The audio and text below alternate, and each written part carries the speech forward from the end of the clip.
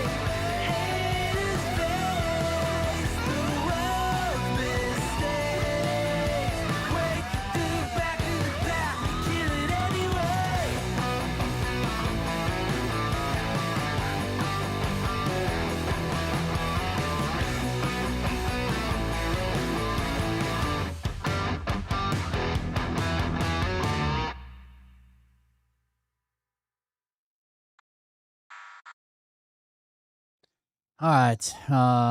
Let's see. Facebook, I guess. What's up, guys? Welcome. How's everybody doing?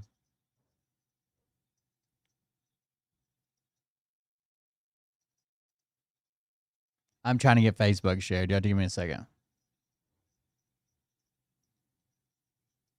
Come on, Facebook update. There it goes. It says I'm live, right? So where's my post? There it is. All right, like, share. We're almost there. Hold on. All right, we can roll into the intro. Hey daddies, it's me, the Linda Binda from TikTok. I wanted to make this video because I wanted to thank you for watching Cold Beer Confessionals with Will Bird. I think that's just incredible. I've watched a few episodes and I'm just like very intrigued. But you know what I'm most intrigued in is Big Daddy's meat stick. I heard that it's very thick, like a good old German sausage. You know, Linda and her coochie loves that. Oh, never mind. Let's not go there. Anyways, I hope you have a good show and enjoy it as you can. There's a lot of weird things that go on, especially when it comes from the realm of Linda Bindaland. So, enjoy the show. Thanks for watching. Peace out. Welcome, everybody. I am Will Bird, and this is the Cold Beer Conventional. Thank you for joining us. Thank you for being here. What's happening? What's up? Welcome. Yeah, thank you guys for joining us. I did some work on my dad's van today. I got to get rid of my dad's van. I've got way too many cars. I've got 1, 2, 3, 4, 5, 6. 7. I own 7 vehicles right now and only 2 driving adults. I got to get rid of some vehicles. I have my Ranger, which is like an extra pickup truck. I have my Jeep. I have 2 vehicles after my mom and dad passed away that I just couldn't stand to look at that have just been sitting around for a while. I've got to get rid of some vehicles. So there you go. Thank you guys for joining us. Thank you for being here. I'm Will Bird, this is Cold Beer Confessional. If you want to support the show, do it at the link that is provided in the chat or use one of the built-in things, super chats, super stickers, bits over on Twitch. That's right. Has anybody checked on Bort? Is Bort still alive? Is that a thing? I'm not sure. I haven't even looked in that direction. I'd love. I was thinking about today, Phil Godlewski, how do you think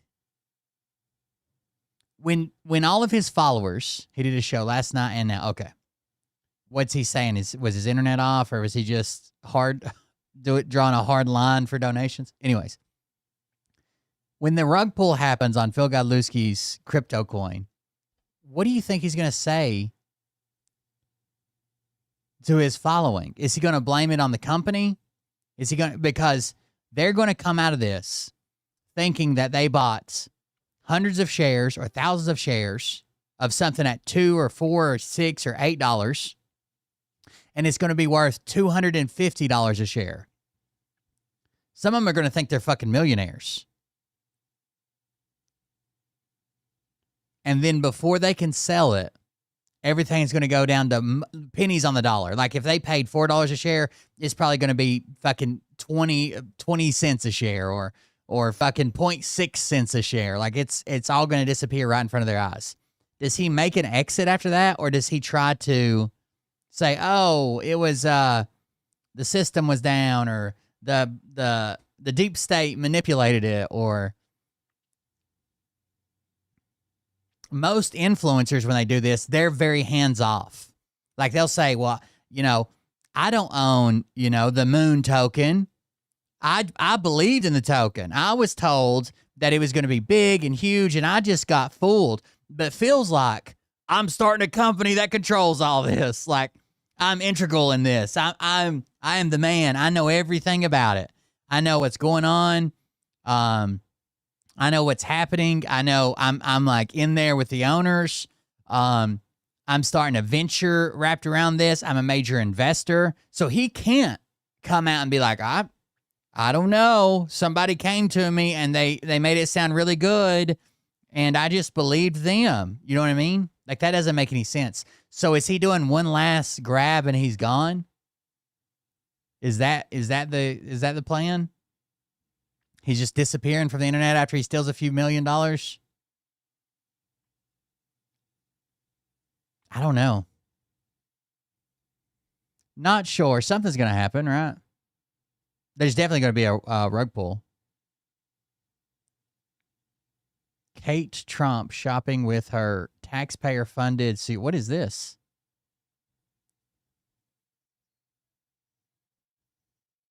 Erewhon. Oh, it's Lysandra. I got you.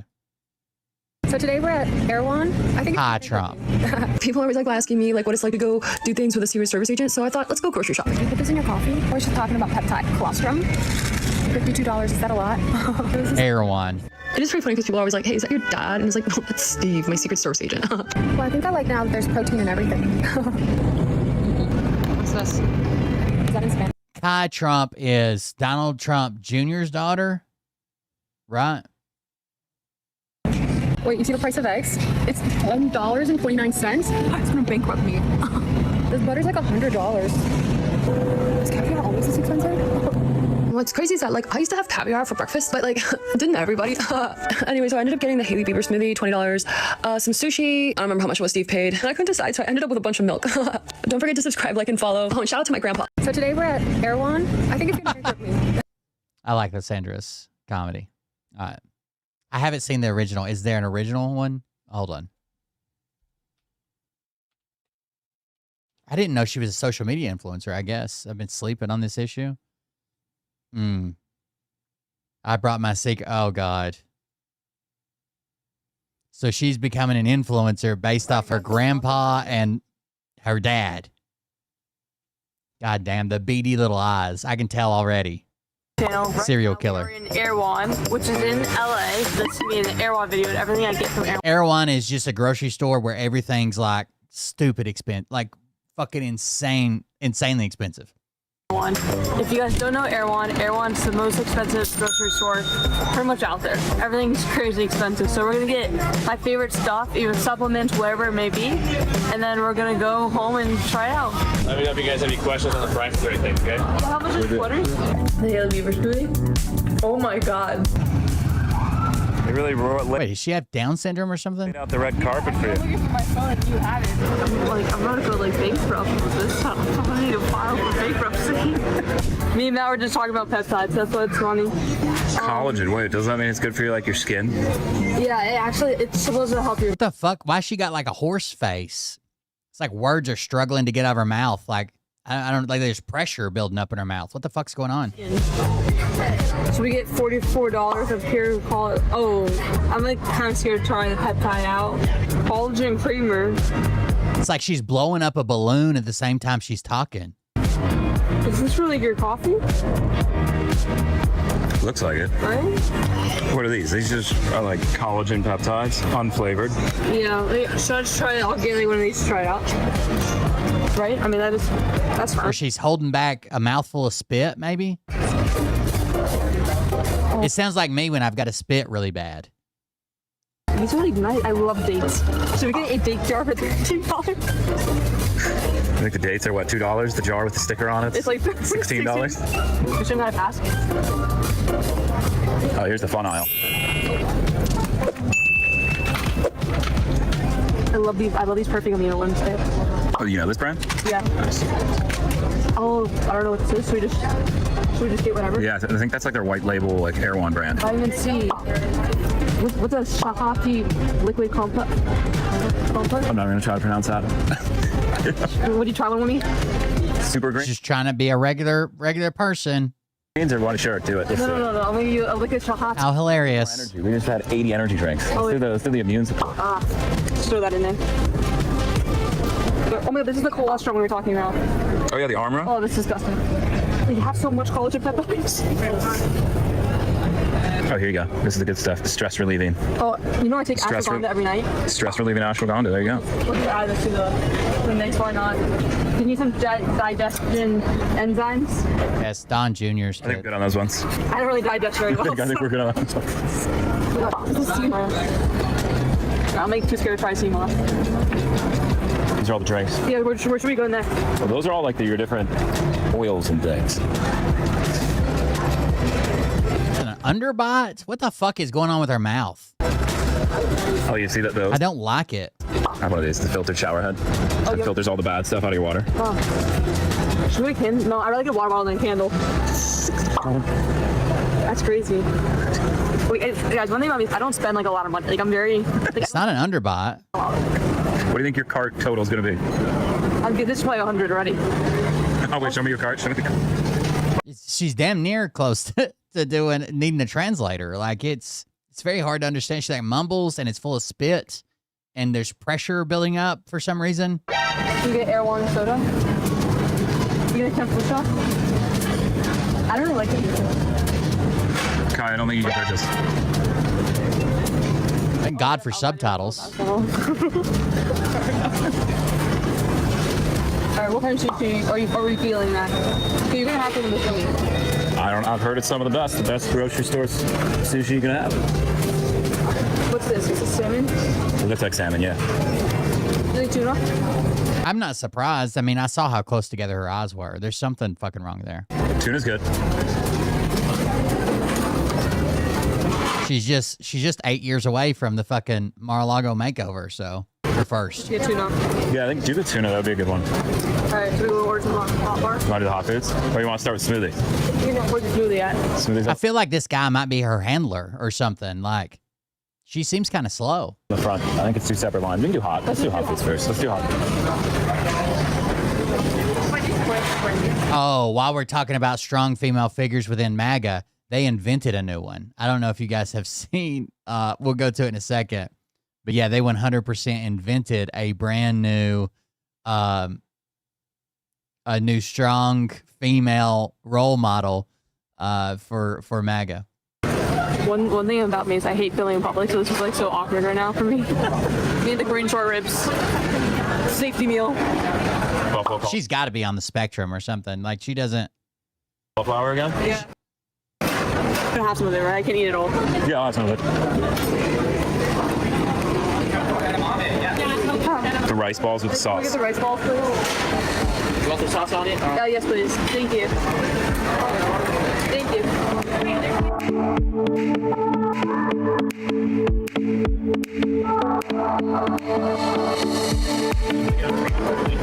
Yeah, Don Jr. sounds like he's got a mouthful of fucking cocaine on his gums when he talks. That's what he sounds like. Come on, get a sweatshirt.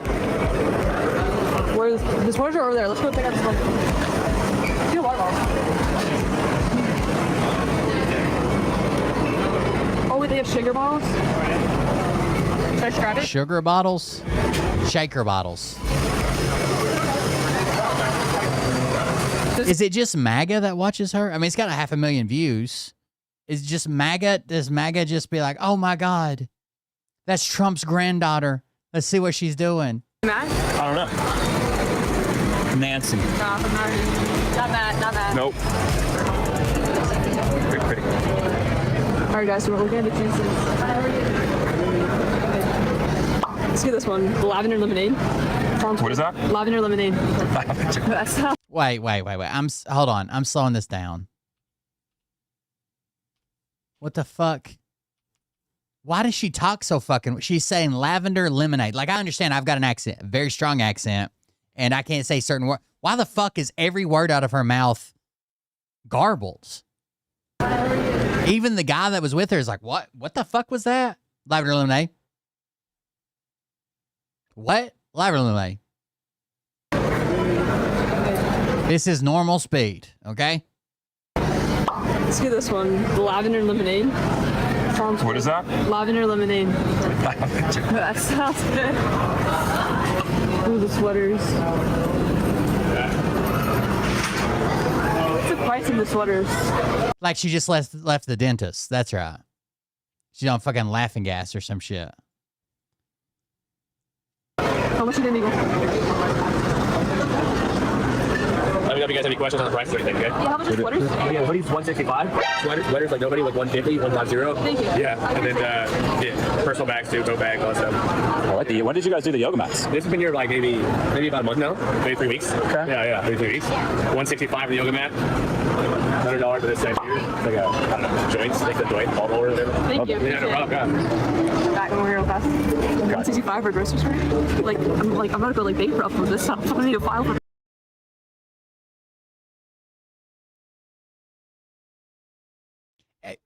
I mean, is that what's relatable? That she's like fucking super goddamn rich, and she's like, I can't afford this stuff. I don't know what.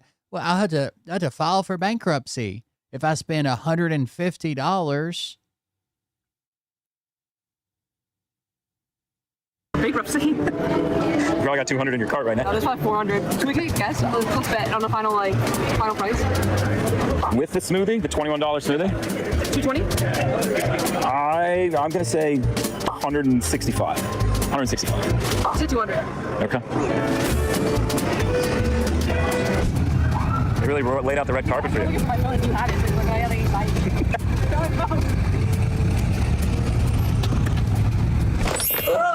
All right, guys. Oh my God, that's like really heavy. You picked it up like it was nothing. We're back at the hotel room now. We got the Haley Beaver smoothie right in front of us. What's the fancy word? Sea moss in there? I think it's sea moss. That's And collagen. Collagen peptides. So we're gonna try this out. My first time trying it. Oh. Smell test. It does not smell great. Ew. Yeah. Holy. Which one is that? The Haley Beaver smoothie? They were like over $100, $125, but the pre-sales ended. They're completely sold out of everything. You can't buy anything on the website anymore. They just say KT on them.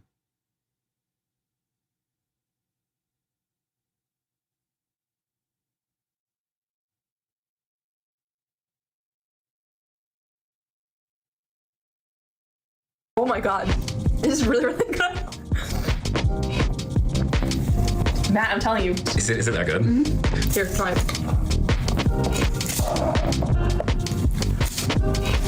Is this really that good? Yeah, super good. So we got some vitamins and stuff I'll be taking. You got some what? That wasn't the whole word vitamins, was it? Did she say vitamins? Is this really that good? Yeah, super good. So we got some vitamins and stuff I'll be taking, Vitamins? I guess, tonight. So we got some Is this really that good? Yeah, super good. So we got some vitamins and stuff I'll be taking, I guess, tonight. Did she just have dental work? So we got some vitamins here. We got this expensive, what's it called, nitro water? Hydro, good, right? It's got to be MAGA watching her, right? What kind of water is this? This is the most boring thing I've seen today. I don't know what that means. I think they add another H to the H2O, you know? And I watched 2 different documentaries. This is the biggest rip off. It just tastes like water. Essentia, best water out there. Shout out. This seems honestly like very, what's the word? I feel like I should have ripped off. It's nano pure. Okay, nano pure, whatever it is. Ooh, I want to try these. Me and Matt got these like packets. All right, I'm done. I can't do anymore. Here's the other very strong female role model that MAGA invented.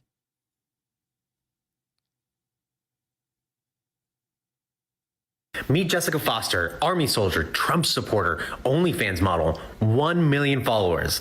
She's not real. And I'm not here to talk about how scary AI is. I'm here to talk about why 1 million people didn't care. Now, here's my thesis. Jessica Foster didn't fool MAGA. MAGA fooled themselves. The AI just handed them exactly what they were already trained to want, and they sprinted toward it with their wallets open.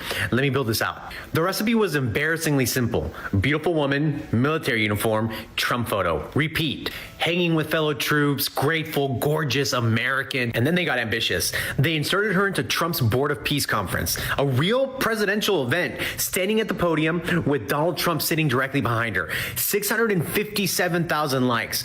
Let's talk about what's actually in that image. She's in a miniskirt at a formal military conference in heels. Her uniform is a Halloween costume. A random enlisted soldier is keynoting a presidential summit while the commander-in-chief watches from the front row. And the podium she's standing at, it says border of peace. Not board, border. The podium says border of peace. They got the name wrong of the conference on the podium that she is physically standing at.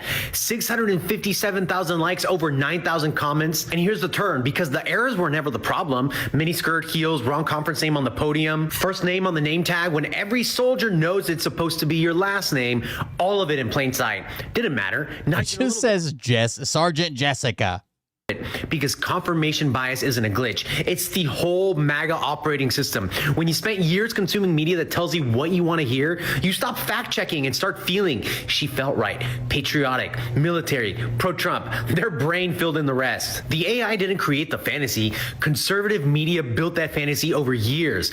Jessica Foster just moved in, and while they were falling in love with a JPEG and a miniskirt, someone was running an OnlyFans. Username @JessicaNextDoor. Bio, public servant by day, troublemaker by night. By the way, I respond to every message, but be patient since I'm not a robot. Haha, not a robot. Fucking clanker porn. $100 a post. Paid for by the same guys thanking her for her service in the comments. She was thanking them for their service. To her To her OnlyFans account. Here's her account. And it does link to only an OnlyFans. It's got a link.me, but it only goes to OnlyFans. Yes, I have one. America first. Here she is, just fucking walking around with Trump. We're ready. At real Donald Trump, U.S. heart. Clearly, they haven't studied the Class A uniforms enough.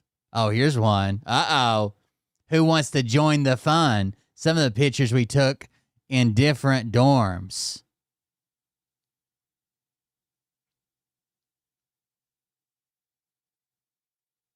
What the fuck, dude? What the fuck? And got to get the feet fucking people in there. There you go. Where did your eyes go to first? Face, feet, or cherries? Be honest.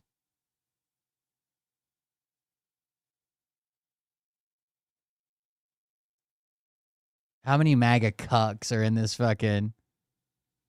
Well, my wife won't know. I got a separate credit card. Oh, my God. Where's the power Bort of when you Christ need him? There he compels is. you to give little Bert a little kiss.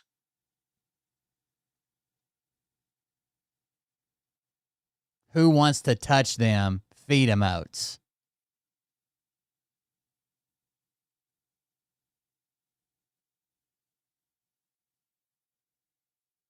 Holy fuck, dude. Lots of feet shit. Wow. They must have struck gold with the feet, huh? I like how on some of the pictures her boobs are much fucking larger than in other ones. Especially when she's in this fucking tight-ass t-shirt showing her waist off. In a cubicle for some... Look at the office background. Yeah, it looks like army offices. For sure. I can tell by all the fucking Windows Vista and Windows 98 machines in the background. Yeah, they really like the feet shit. What the fuck? Sweaty feet after a long day. Who wants to taste is the caption. Sweaty feet after a long day. Who wants... I'm not saying... There are female soldiers that have OnlyFans. Usually their command finds out when it gets decent size and makes them shut it down. But fuck, this is wild, dude. What's she got laying on the bed there? The weirdest fucking webcam in the world. Where did your eyes go first? She's always wearing this weird pin, I guess. Swipe to the left if you want to smile. Oh, God.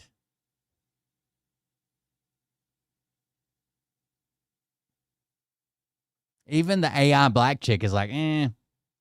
These white bitches is weird. What are we doing here? Trump and Putin? Trying to find an agreement regarding world peace between @real Donald Trump and President Vladimir Putin at the at whitehouse.us. Now she's a staff sergeant for some reason. She got her rocker.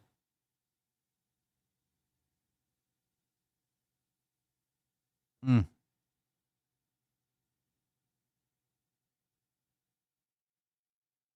Oh, this is a video. Women shouldn't be in the army. Oh, it's probably just music, right? Yeah. Wait. They single-handedly captured Maduro. Do you still think the same? This is us capturing Maduro. Still think we're weak? Yeah, a little bit. Somebody hit the minus sign too many times on your tits. They don't look as good there.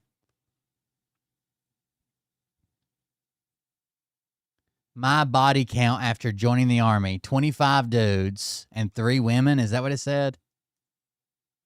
25 bearded men and 3 blondes. Would that change you? Is this them? Like, are you throwing a party for everybody you slept with?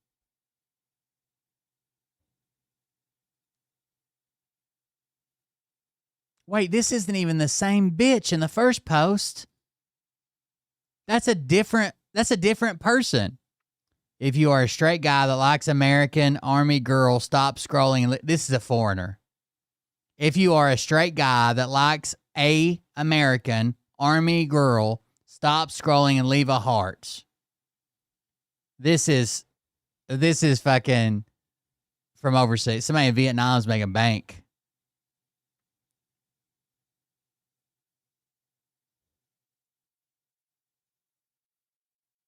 Should have trained a better AI for sure. So now it's just going to be a bunch of fucking 13-year-olds jacking off to fucking clanker porn on OnlyFans with their parents' credit card. Great. Sounds amazing.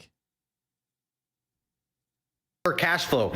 This is what happens when you replace critical thinking with vibes. You end up with 657,000 likes on a fake soldier in heels at a real presidential event with the wrong name on the podium.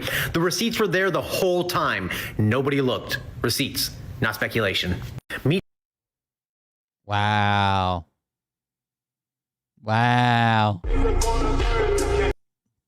It takes a lot to shock me online, but I'm genuinely floored by how many dudes are following influencers that are clearly AI.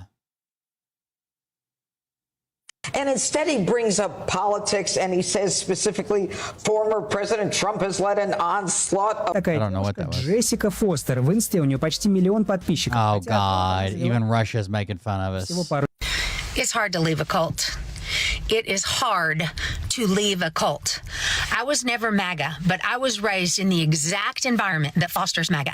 But for me leaving and going to college and seeing different worldviews and broadening my mind, I very well could have been MAGA, because unless you've lived it, you cannot possibly comprehend how it feels when every single person in... I wonder how many times Trump tried to have her brought to Mar-a-Lago, and they're like, sir, she's still a fucking robot. Life tells you something is true. When you are raised from before you can remember being told by your parents and your family and your teachers and your preachers and your friends' parents that one thing is true, it is really hard to know that's not true. And I was told my entire life, you got to vote Republican if you love Jesus. And I loved Jesus. I love Jesus. So what choice did I have? My family, my friends, my preacher, everybody was saying this was true. Thank goodness I went off to college and I learned some critical thinking skills. And I saw there were other ways to believe. And I saw, oh, guess what? You can love Jesus and not believe in all these things they told you. But not everyone is able to get out of that. And we now, I'm not telling you guys to... Oh, thank you, DC. But we have people who are waking up now and realizing, oh my God, what have I done all of these years? Good luck, and they're coming to us and we're saying, too late. I am too late, because we're pissed off, right? We're pissed off that they would dare to vote the way they did when we could see so plainly how awful it was. But that's the difference. We could see, and they could not. They could not, because they were... Yeah, so let's round them up and deport them as soon as we get a new administration. We're indoctrinated, and we've got to understand that people can, we've seen it, people can learn better and do better. I'm not saying trust them, I'm not saying bring them into your inner circle, but please quit shunning these people who are finally waking up and saying, I was so wrong and I am so sorry. Listen, if we aren't the party that cares for everyone, then what are we? If we aren't people who can see when someone was wrong, but they truly are wanting to correct it and we just kick them while they're down? No, that's not who we are. So please remember, it is hard to leave a cult. And that's what these people are doing. Sure, don't trust them. Sure, make sure they have to prove it to you. But don't immediately say, get out of here, we don't want any. Because otherwise, how are we any better than the other? Otherwise, it'll be solved with mass suicide, hopefully. We don't want you. But maybe Trump will lead a death when he finally realizes like he's on his deathbed. Maybe he'll lead like a mass suicide harikari type thing. They're not like us. We can hope. I understand that beliefs are different than our sexuality or our ethnicity. I understand this is something that they chose. But I also understand sometimes you don't have a choice. When you are only given one option, you don't know there's anything else on the menu. Let's give them a chance. Go love your neighbor. It's hard to leave a call. Listen how out of touch Trump is. Everybody's bitching at him about oil prices. So today he posts, the United States is the largest oil producer in the world by far. So when oil prices go up, we make a lot of money.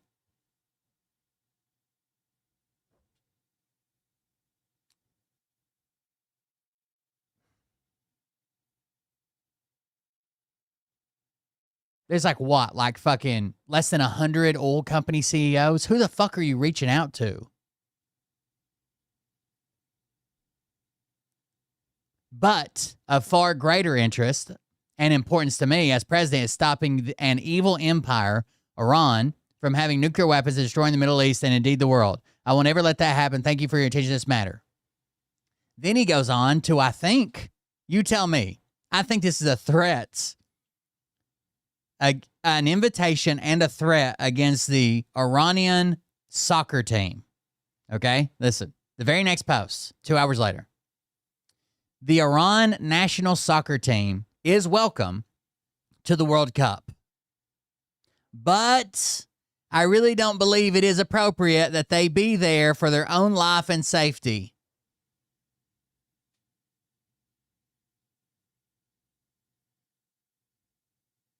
Tim Burchett's a fucking idiot. He's from Tennessee. He's the guy made famous by the roadkill law he passed. It's a commodity. Like, they can't price gouge, right? I mean, it would take a very complex world fucking market price gouging. It's just what countries are willing to pay for it. They put it on the market. Somebody else sets the price. All they decide is how much they're going to produce, when they're going to start, when they're going to stop, that kind of thing.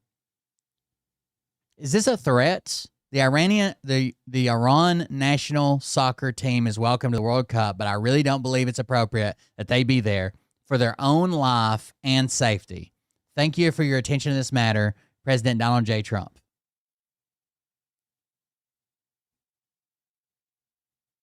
He also posted this goofy-ass fucking picture. There's no goddamn way that I would fucking brag about being in a fucking military academy and dodging fucking service.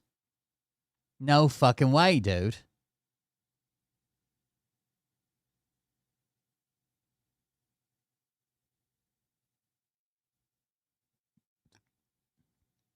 God has been preparing this man from day one to save the United States of America.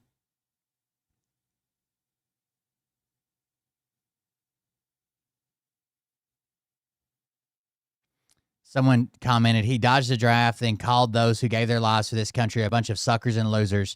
Exactly what you would expect from an orange-faced child fucker.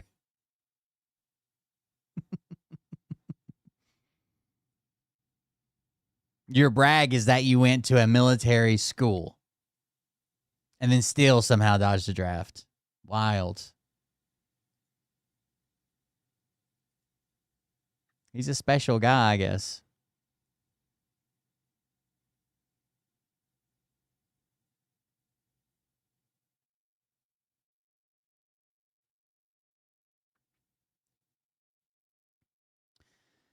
Gavin Newsom's interview weeks ago was perhaps the most self-destructive interview I've ever seen. Even the one where you said you can grab women by the pussy and there's nothing they can do about it, or no? Oh, well, 5 years of deferment. So basically, he had 4 years of active college deferment. If you're in college, you just submit a piece of paperwork and say I'm in college. So that was all valid. Then he was coming back up on his 5th year, but now he's done with Wharton Business School, right? So in his 5th year, it just so happens that a podiatrist that he had never seen before that day, who his office is in Fred Trump's building, tells his family that Fred Trump came and asked him for a favor to write down that he had bone spurs in his heel so his son wouldn't get drafted in that 5th year. So it was 5 times he missed it. 4 were pretty valid reasons. Actually, they just asked the fucking pieces of shit parents from, let's do this, from the Necessary Conversation about this. And you know, guess what Bob's response was? I need to finish reading this post first. Gavin Newsom's interview weeks ago was perhaps the most self-destructive interview I've ever seen. In one fell swoop, he took himself out of even being considered as presidential nominee of the crazy, as proven at the State of the Union address, Democrats. He said in a speech he was dumb and had low boards, can't read, has dyslexia, and has a mental disorder, a cognitive mess. On top of that, black people are angry because he is obviously a racist. So they claim that Gavin Newsom was talking in front of an all-black crowd, which wasn't true, and then said that, I'm just like you guys, I'm dumb and I can't read. He was basically saying, like, I never read my speeches, right? I try to practice them, I try to memorize them, and I don't go off note cards because I have dyslexia. I'm overcoming dyslexia. So, like, I had low SAT scores, right? That's something I did. Like, I'm not some fucking savant, basically. Like, I'm a regular guy that worked his ass off, got elected, overcame dyslexia, overcome bad test scores. But MAGA immediately tried to say, he was talking to an all-black crowd, and he's like, hey, fellow urban youths, I'm dumb like black people. It's so fucking stupid. Anyways, while we all want to be politically correct, having a mental disorder is not a positive campaign event. Also, this was a politically suicidal act. The only thing he didn't say is he is losing his look, but nobody wants to say that about oneself.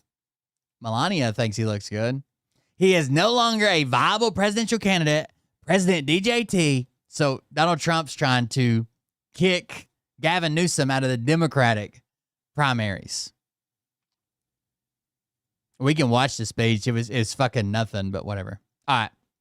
Back to Bob. So they asked, I seen on another channel towing this today. No, that was my channel, but thank you. They asked Bob, like, do you guys have issues with him, like, being a draft dodger or whatever? And of course, Bob's like, tons of people dodge the draft. Thousands, probably. Yeah, but those people are not now president of the United States.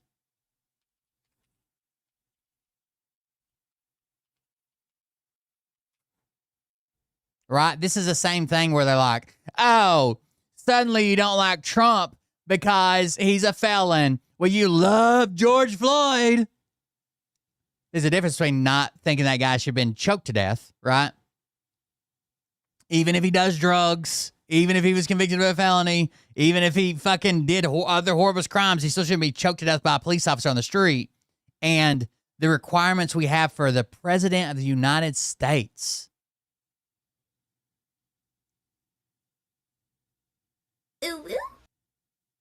I don't know which video it was, so we're going to go through some of these. Let's start here. Why are you like this? Why am I like what? Like neither of you support victims, and you're mocking me. None of you victims can prove you were a victim. That's why. I mean, it's staggering to me that so much of the stuff that I just read, that giant list, imagine if that list was against Obama, you'd be saying kill him, right? Yes. No, I've read things put him about in jail. that. If he did it, put him in jail. No. Get your ass in. They've already said that. They've already said horrible things about Joe Biden. That they would be celebrating when he was 6 foot under, that he was going to be dead, and it would finally be their time to fucking dance around and celebrate. Like, it was crazy. And prove it. Prove that, goddammit. Prove it. We know that dad is vile. We know that he has no morality left in his body. But mom, this is why I do the pod, because I think at some point it's going to click for you. I do believe, Haley, what you said, that whatever happened to you in the elevator with the girls, right? Why does it have to be personal? Why can't you believe the 13-year-old that was assaulted by Donald Trump? Why would someone make that up? Allegations to this For money. point. allegations to this point. Why are you like this? Why am I? Mom, do you think this woman was telling the truth?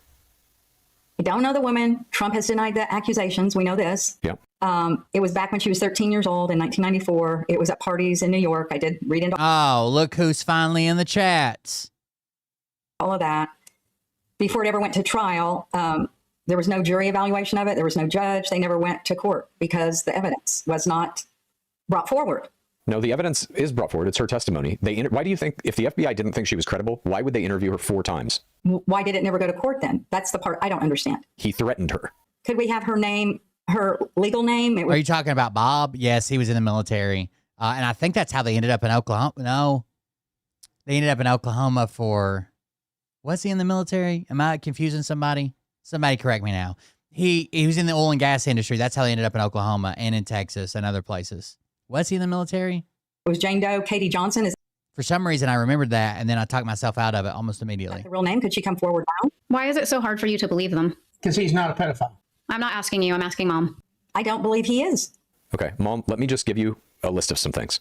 We now have got Trump in thousands of Epstein files. He's bragged publicly about women on tape. He's found guilty of in a civil case. He's convicted of 34 felonies related to covering up a relationship he had with Stormy Daniels. Countless pictures and videos of Trump with Epstein partying with young women. Trump openly bragging about barging into dressing rooms of underage girls when he owned the Miss USA pageant. Your own daughter has told you Trump harassed her and all of her college classmates when they visited Trump Tower. And now a credible witness interviewed by the FBI 4 times based on her allegations that Trump her as a child. What else do you need?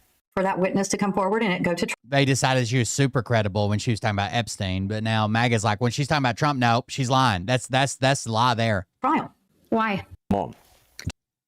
I'll tell you why this is another Gaza. Israel's involved. Exactly. I agree. I think they're not going to stop until there is mass casualties all over that country. And they went, I mean, why would they bomb the oil fields? They're going to have 700,000 casualties, and it's going to take us about 4 days to do it. They bombed the oil so Russia can't have it. That's what you think it is? I do. It has nothing to do with resources. They want to level that entire country and build shit that's... I think people will study how Donald Trump came in and rallied the fucking boomers, dude. Not only the boomers. There's people that are younger than me that obviously, or fucking my age or whatever, but he did something special. He weaponized their anger about not being able to afford this, not being able to do that, shitty job, their kids, their schools. He weaponized it with lies, straight outright lies. It's going to make them money. It's all about money. That is correct. They're not there to save the Iranian people. Like, no. Donald Trump doesn't care about any of them. Like, this liberation of the people, it's a facade. They want to level this place and turn it into the next Dubai. They've been murdering Americans for 40 years. Do you realize they've been murdering us for 40 years? It's payback time. It's payback. Donald Trump is going to give kickbacks to his kids, who are going to then build apartments and luxury buildings, and they're going to turn Iran into this oasis. How do you not see that? They're doing it in Gaza. This is just the next step. I'll tell you why this is another Gaza. Israel's involved. Exactly. I agree. I think they're... I'm trying to get to the one about the draft dodging. Russia are now backing Iran. Is this the beginning? What are you talking about now? They've been backing Iran for 40 years, you stupid shit. Jesus. But we weren't in a war with them until now. So we're not in a war with them. We're in a war with China and Russia. We have been for 40 years. You know what the problem was? We had nobody in leadership with enough backbone to fight back. Okay. My question... Now we do, you stupid shit. Now my question is this the beginning of World War III? No, it's going to be over. It's going to be over within weeks and out of there. And World War III requires nuclear bombs, and Russia and China don't have the balls to do it. Right before we got on today on the TV, it said they've already picked a leader. I don't know who it was, but they said that a leader has already been picked to lead the people. Do you think this is, Mom, going to be another Gaza? No, I don't. Like Dad said, it's going to be over quick. We're going to be out of there, and they will have their freedom. And we will not. It'll take them 4 days to wipe out the what do you call it, the guard, what do they call the Iranian guard? 700,000 soldiers, they'll shoot them all dead, then the party's over. Dad, China, and how many American deaths are acceptable to you, Mom? None. For this war in Iran? None. All right, well, there's already been several. We have 6 so far. None. That they're telling us about. None. How many times do I have to say that? None. Well, your president said... Well, then the war's unacceptable already. It should stop, right? Well, now you got to break some eggs. That it's going to happen, so get ready for it. He's okay with it. Trump is okay with Americans dying for this. Then we'll have to deal with it. It does happen. The cavalierness behind his delivery, the I don't give a shit how many people die. You don't see a problem with that?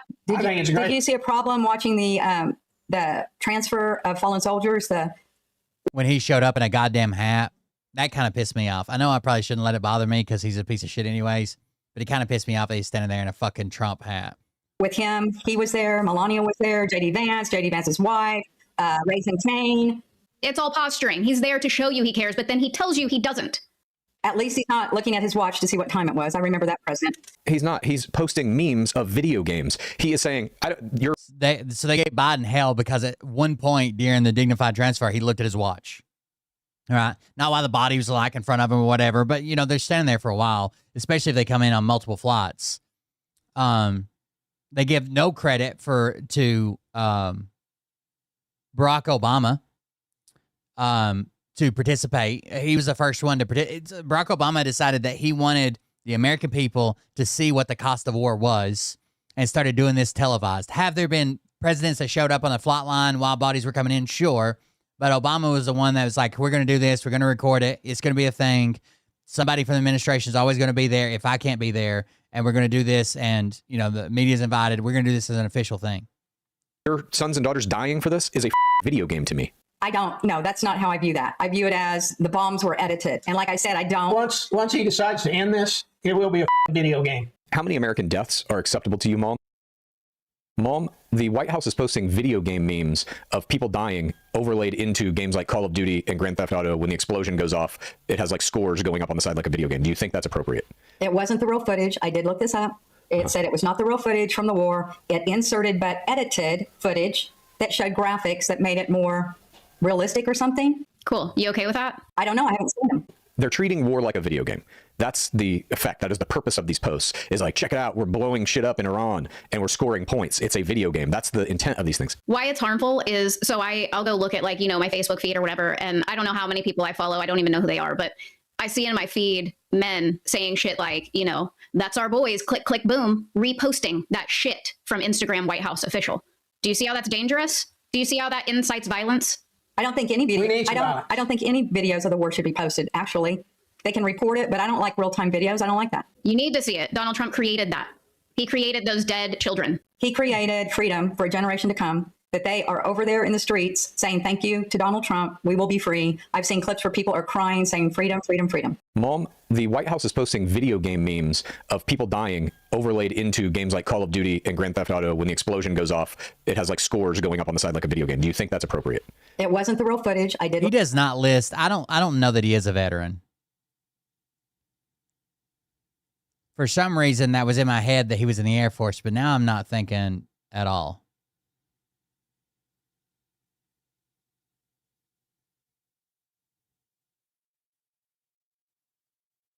I'm all the way back in his resume to 1979.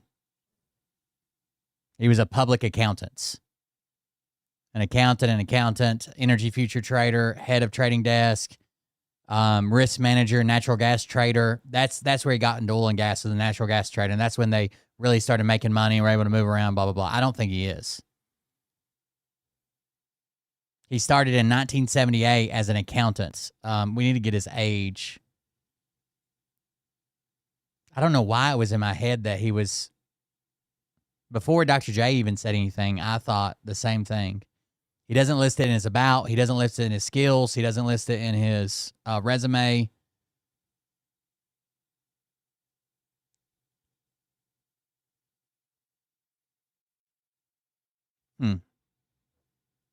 It said it was not the real footage from the war. It inserted but edited footage that showed graphics that made it more realistic or something. Cool. You okay with that? I don't know. I haven't seen them. They're treating war like a video game. That's the effect. That is the purpose of these posts, is like, check it out. We're blowing shit up in Iran and we're scoring points. It's a video game. That's the intent of these things. Why it's harmful is, so I'll go look at like, you know, my Facebook feed or whatever. And I don't know how many people I follow. I don't even know who they are, but I see in my feed men saying shit like, you know, that's our boys, click, click, boom, reposting that shit from Instagram White House official. Do you see how that's dangerous? Do you see how that incites violence? I don't think any video. I don't think any videos of the war should be posted. Actually, they can report it, but I don't like real-time videos. I don't like that. You need to see it. Donald Trump created that. He created those dead children. He created freedom for a generation to come. That they are over there in the streets saying thank you to Donald Trump. He would have turned 18 in 73. He immediately went to college, and in 78, he was working as an accountant. So he attended a 4-year college. They talk about the college all the time. It is Kansas State. So yeah, he didn't have time to serve.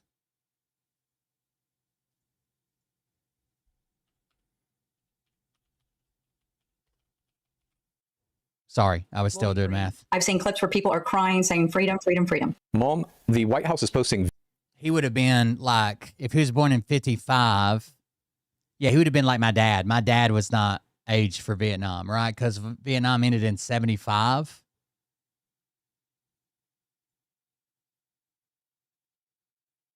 '73, and he'd have been in college. He'd have by the time he got out, it would have been done. Like my dad, just by the time he got out of high school, it was done. My dad was born in '59, so Video game me. Mom, what is the goal in this war with Iran? I believe it was started because Trump knew. He knows more than us, intelligence-wise. They keep saying this. Okay. Maybe you haven't watched this a lot with us or this channel or their channel. Hell, I don't know.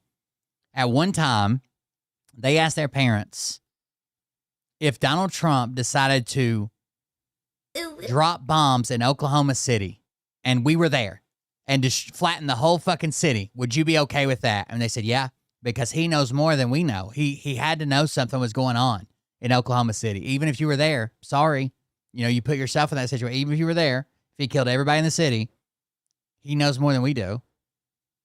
And he knew that they were getting close to hitting us first. He didn't want that to happen. Through intelligence with Israel, they knew that those main leaders were right there all together, and they wanted to get them in one swoop. That's what I totally believe. Were they sitting in the children's school? Is that where they were?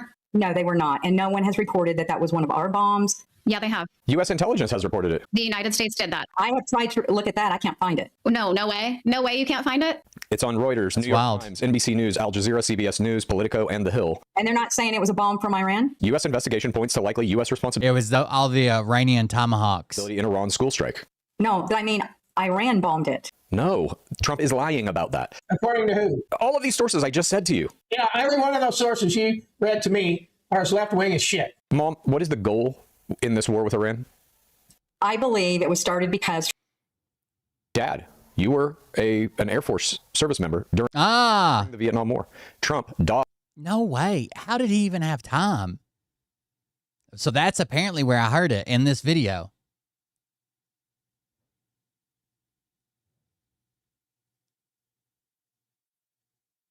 Do you think he was in the National Guard, maybe? Or Air National Guard, I guess. He doesn't list it on anything. What? Dad, you were an Air Force service member during the Vietnam War. Trump dodged the draft by claiming he had bone spurs. Should a draft dodger be in charge of sending Americans to die in war? We had thousands and millions of draft dodgers. They ran off to Canada and Ford forgave them. So don't throw it on Donald. Ford forgave the draft dodgers. God damn, dude. War.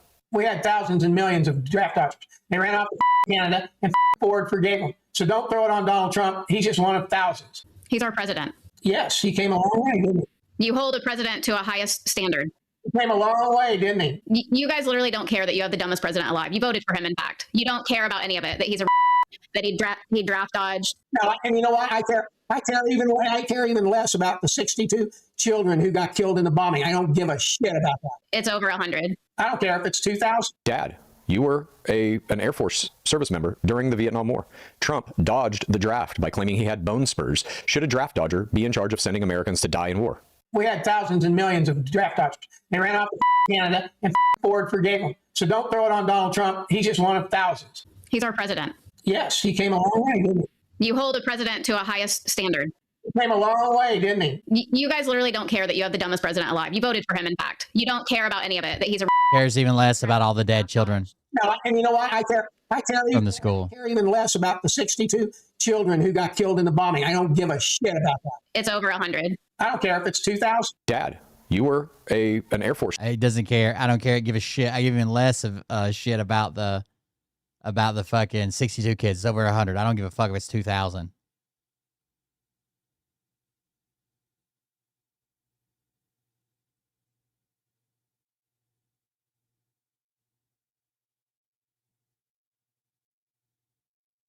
Insane, dude. Let's watch one more. How is the war with Iran helping America? Okay, it has cut off supplies to Russia. Do you guys understand that? Trump lifted sanctions on them because the oil is being cut off. They immediately sold their oil as a result of the sanctions being lifted, and now they are giving intelligence, military intelligence, to Iran. It has also cut off the China agenda to invite, and it's inviting other countries to take control back in their freedom too. He has smashed Iran's ability to make bombs now because he's cut off all the supplies to Russia. Russia can't help him make bombs and bring bombs in. That's my take. Okay, Dad? We have no, this year. I'm telling you, I don't think he leaves the house much. But if I see him in public and recognize him, I'm probably going to punch him in the mouth. Some of the shit he said. Endless war with Iran is horseshit. It'll be over in a week or two. They don't have the mustard or the power to keep it going. Probably 6 You weeks. think it's endless? It's not an endless war. It's the end of the war. Oh, when he gets done with Iran, you won't even be talking about this shit anymore. Dad, you're saying the war with Iran will end in 2 weeks? No, Russia's not only selling their oil without sanctions, they're selling their oil for a premium. I said 4. I think 6 weeks. Okay, 4 weeks. Put me down for 6. How is the war with Iran helping America? Okay. It has cut off supplies to Russia. Let's do this while we're here. Mr. Global. I think he did a more expanded video on his 3-week thing about the Strait of Hormuz can only be closed for 3 weeks. Is that it? All right. Let's learn something, chat. So the closure of the Strait of Hormuz is going to be over pretty soon. I'm predicting by the 3rd week. And the reason I'm predicting by the 3rd week is because every simulation, every model, every time this has been run out and researched, and because one thing people may not realize is that energy analysts and By the way, it came out from the administration that they never even considered the Strait of Hormuz, or that it could be held by Iran, or that they might use that as a bargaining chip, or they might put weapons there, or missiles strategically located, or mines in it. They never even considered that when they were planning this attack. experts, naval strategists, military people. What's happening right now in the Strait of Hormuz has been exercised thousands of times historically. This is something we study a lot and think about a lot because it's literally sort of a doomsday type scenario. And the 3rd week, which no one's talking about the 3rd week yet, the 3rd week is when it really must end, according to every simulation that's ever been run and every model that's ever been run. The 3rd week is the magic week, so to speak, if it can make it to the 3rd week. At 3rd week, in fucking all kinds of countries are like, okay, we got to open this motherfucker up. We're suffering too much. Either one side or the other, somebody's got to give here. And one way you can tell that people have really studied the Strait of Hormuz and understand what's happening there. The Treasury Secretary, Besant, is that his name? He went on Sky News today and said that U.S. military vessels will be escorting oil tankers. But who knows? Is in the way they talk about it. When this first happened, there was people making predictions, even just 5 or 6 days ago, over last weekend, that on Monday. Oil's creeping back up, by the way. What is it, 94, 95, something? It's creeping up. Or Tuesday, oil was going to reach $130 a barrel. When you see people making claims like that, you can tell they've never studied this. You can tell that they're not scholars of it or that knowledgeable in it.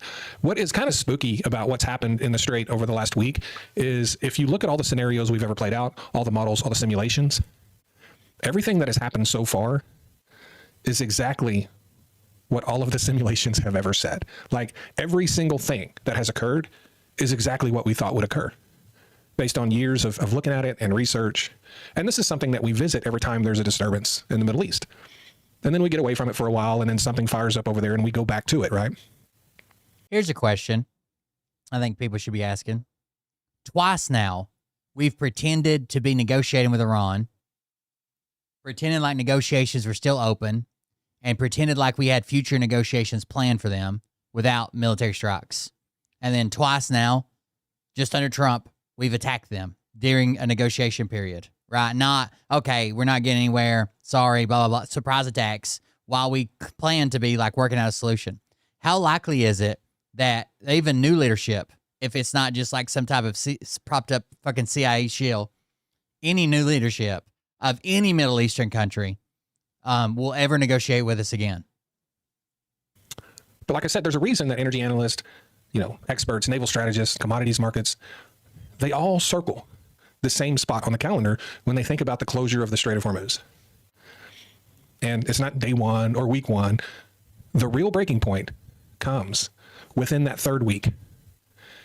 And that timeline is not at all arbitrary. It reflects the moment when economic pressure, energy logistics, and the geopolitical risk all collide in a way where the world simply cannot tolerate that any longer. That's what happens at the 3-week mark or sometime during the third week. Every day the strait's closed, 20 million barrels of oil a day is lost, not reaching global markets. You've heard all this, 1/5 of the oil, And we know that, the UAE and Saudi Arabia can both reroute some of that oil through pipelines. Saudi Arabia has the East-West pipeline. UAE has the Farja pipeline. That doesn't do it, though. That doesn't fix the problem. There's not enough pipeline capacity there, right? And in the first week, as we've seen, the shock is mostly financial. Oil markets go higher. All of the simulations and models that I've ever seen that's been run on this predicted a somewhere between a $20 and $30 increase in the price of oil during the first week. I don't know the exact number, but it's of how much it's increased this week. But it's like right at $25 or something like that. All the models showed tanker insurance premiums surging, ship owners not wanting to sail into the war zone, futures markets reacting the way they have. Basically, everything that has played out, even in order, is what the models and simulations have shown. During the second week, and this would be next week, during the second week, that's when governments kind of start to step in. The IEA starts coordinating with nations around the world that have strategic reserves to maybe unload some of those on the market. Multiple countries have already said they're tapping in their strategic reserves. The United States may, including the U.S., withdraw some oil from its strategic petroleum reserve. This was 5 days ago. I think they've already said they're going to. Europe will begin releasing diesel reserves.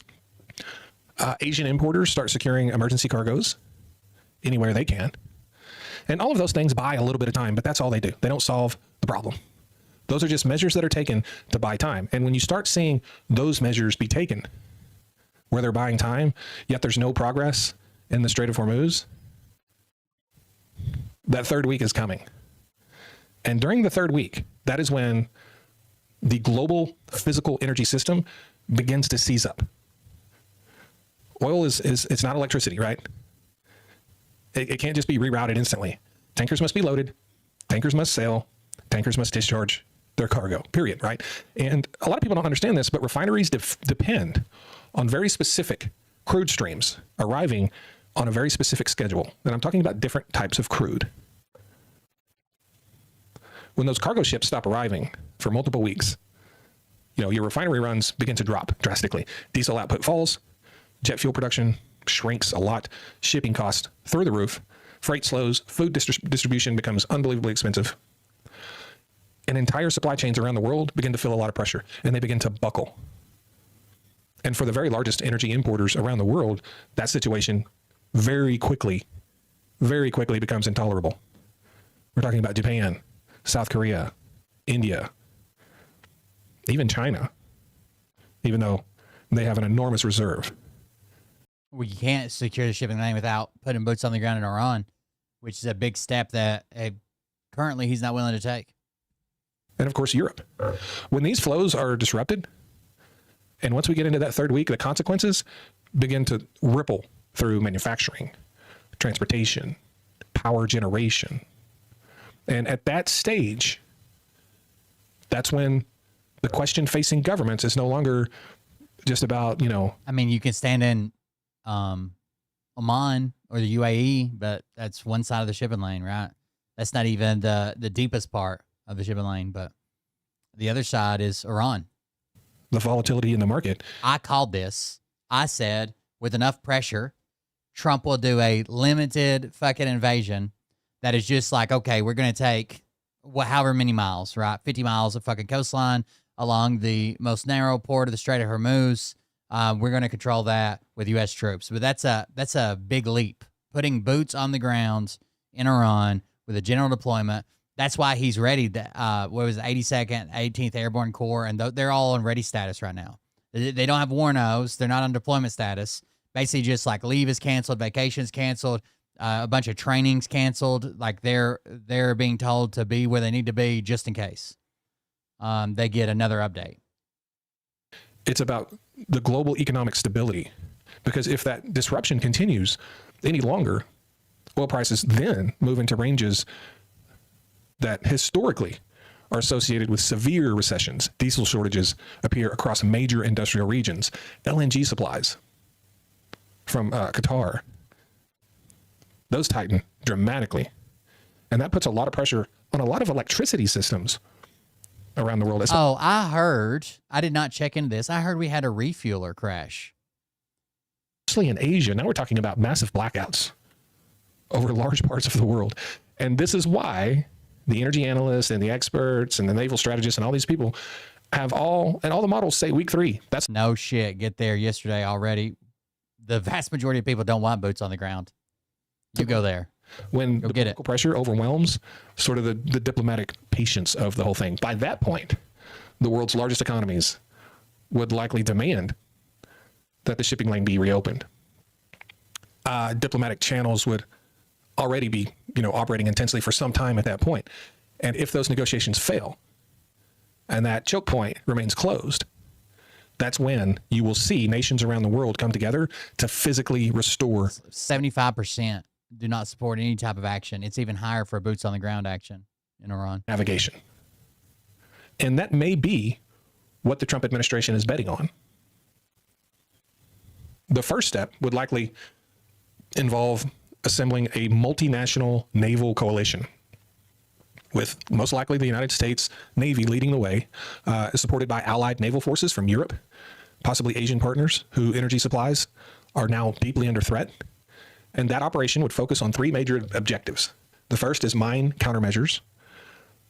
One of the most effective ways to block a waterway like the Strait of Hormuz is through naval mines. Clearing that up requires... They're saying the KC-135 is not friendly or enemy fire. 2 aircraft were involved in the incident. 1 landed safely and 1 went down in Iraq. Western Iraq. Over friendly airspace. Rescue efforts are ongoing. Specialized ships from CENTCOM and vehicles that are designed to locate and neutralize them on the seafloor. Mine clearance is extremely slow and painstaking work, but it must be done. The second objective would be protecting the shipping lanes from missiles or drone threats. Modern anti-ship missiles can threaten tankers, as we know, but naval forces would establish air and missile defense coverage using destroyers equipped with advanced radar and interception systems. Aircraft from nearby bases and carrier strike groups would monitor the area continuously. It just so happens we already have another carrier strike group headed to the Middle East. And all of that leads us to heavily escorted tanker convoys.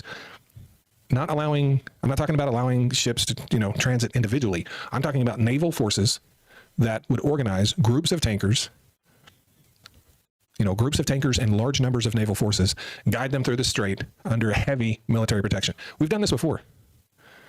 Fuck. I knew it wouldn't be good. When tankers crash, it's never very pretty. It's a fucking fireball, dude. It looks bad.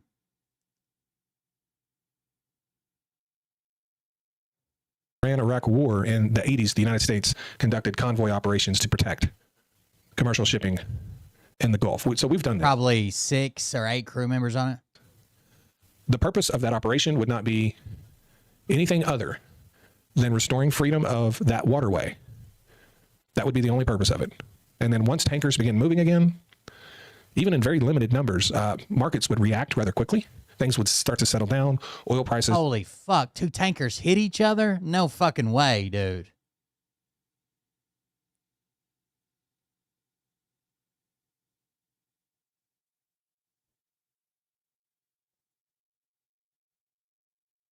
What are they doing, dude? What the fuck?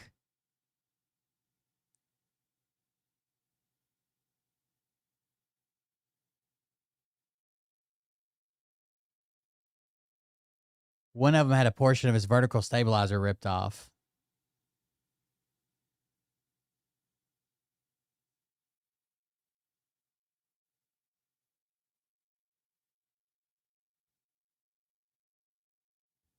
would stabilize. They wouldn't crash, but they would definitely stabilize. They would fall. Insurance rates would fall. Supply chains, it would take a little bit of time. They would start to recover.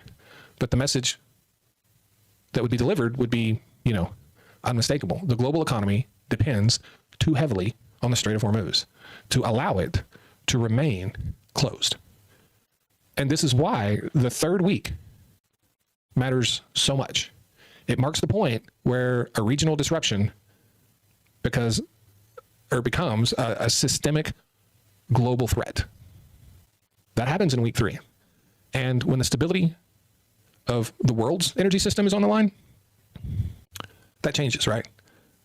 That changes things. The pressure to reopen the strait shifts from, some strategic consideration to a global economic necessity.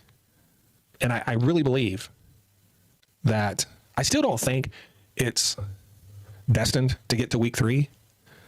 Maybe I'm too hopeful. I feel like something will happen next week, but I'm also fully aware of just what a disaster this administration is, to be honest. It's really hard for me to be hopeful that things will work out for the best, like they have a lot for the United States in the past. And I sometimes wonder if I'm hanging on to old hope when there's a lot less of that available today.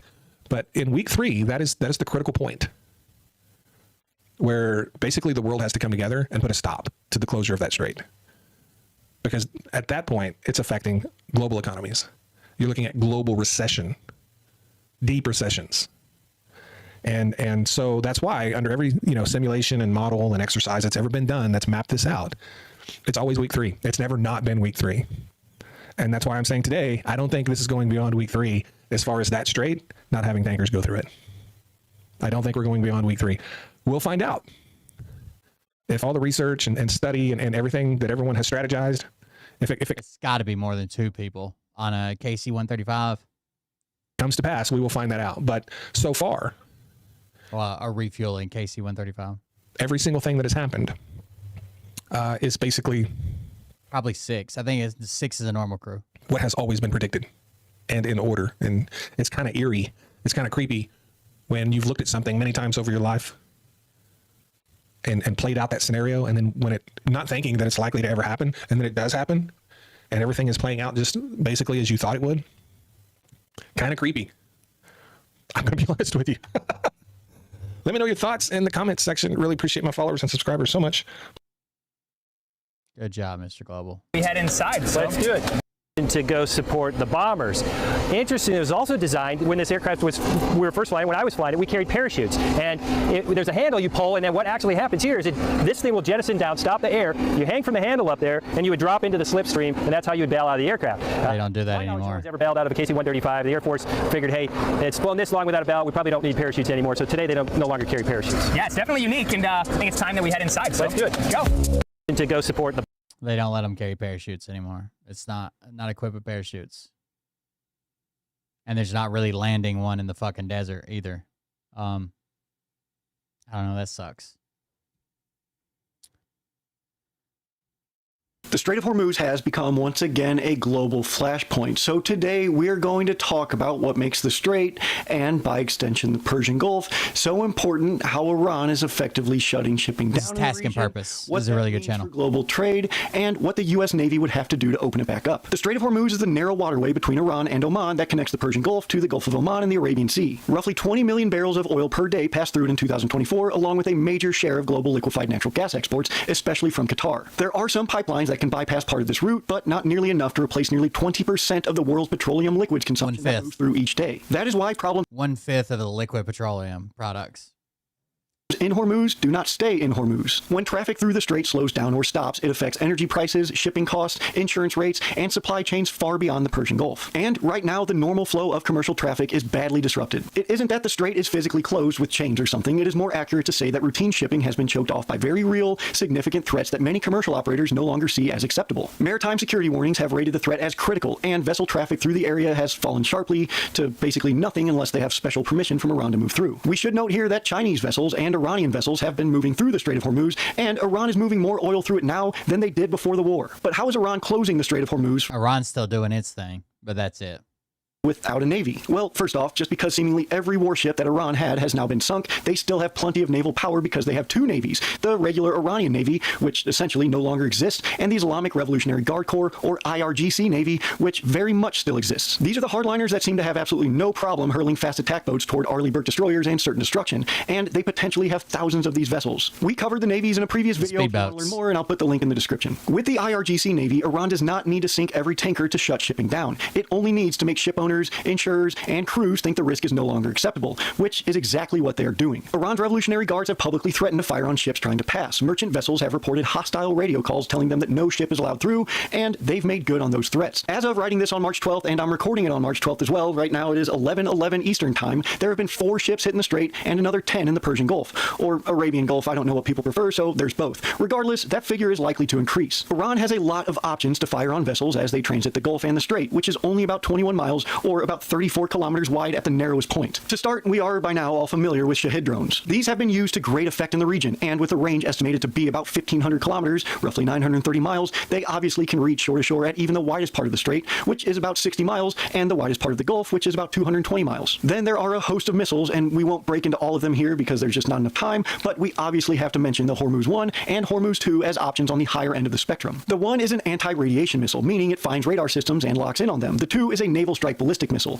Both have estimated ranges of 300 kilometers and speeds allegedly reaching Mach 5. They're both truck-mounted and highly transportable, which makes them really difficult to target. On the lower end of that spectrum is the C-802, or Nuor missile, which is the Iranian version of the Chinese YJ-8. These are subsonic and have just 120 kilometers of range, but that is still enough to get across the Strait and well into the Gulf. These can also be found on trucks and those fast attack boats, which also makes them really hard to target. Then there is a newer wrinkle, and that is sea drones. At least 2 tanker attacks in the region so far appear to have involved explosive unmanned surface vessels, or USVs. These are kind of a bigger problem than anything else because a drone boat hitting a ship at the waterline can sink or immobilize its target, gumming up narrow passages even more. There's also an electronic layer to this fight. Maritime advisories say that GPS interference, spoofing, and jamming are widespread around Hormuz and the Gulf of Oman. That causes false positions, AIS anomalies, and general confusion in already crowded and confusing waters. In a place where ships are squeezing through narrow lanes opposite hostile coastline, that's a pretty dangerous situation. The risk is not just attack, it's also collision, grounding, or just a captain making a bad decision with bad data. And finally, mines. Iran has thousands of them, with estimates as high as 5,000. So far, they've only deployed a dozen or so, depending on sources,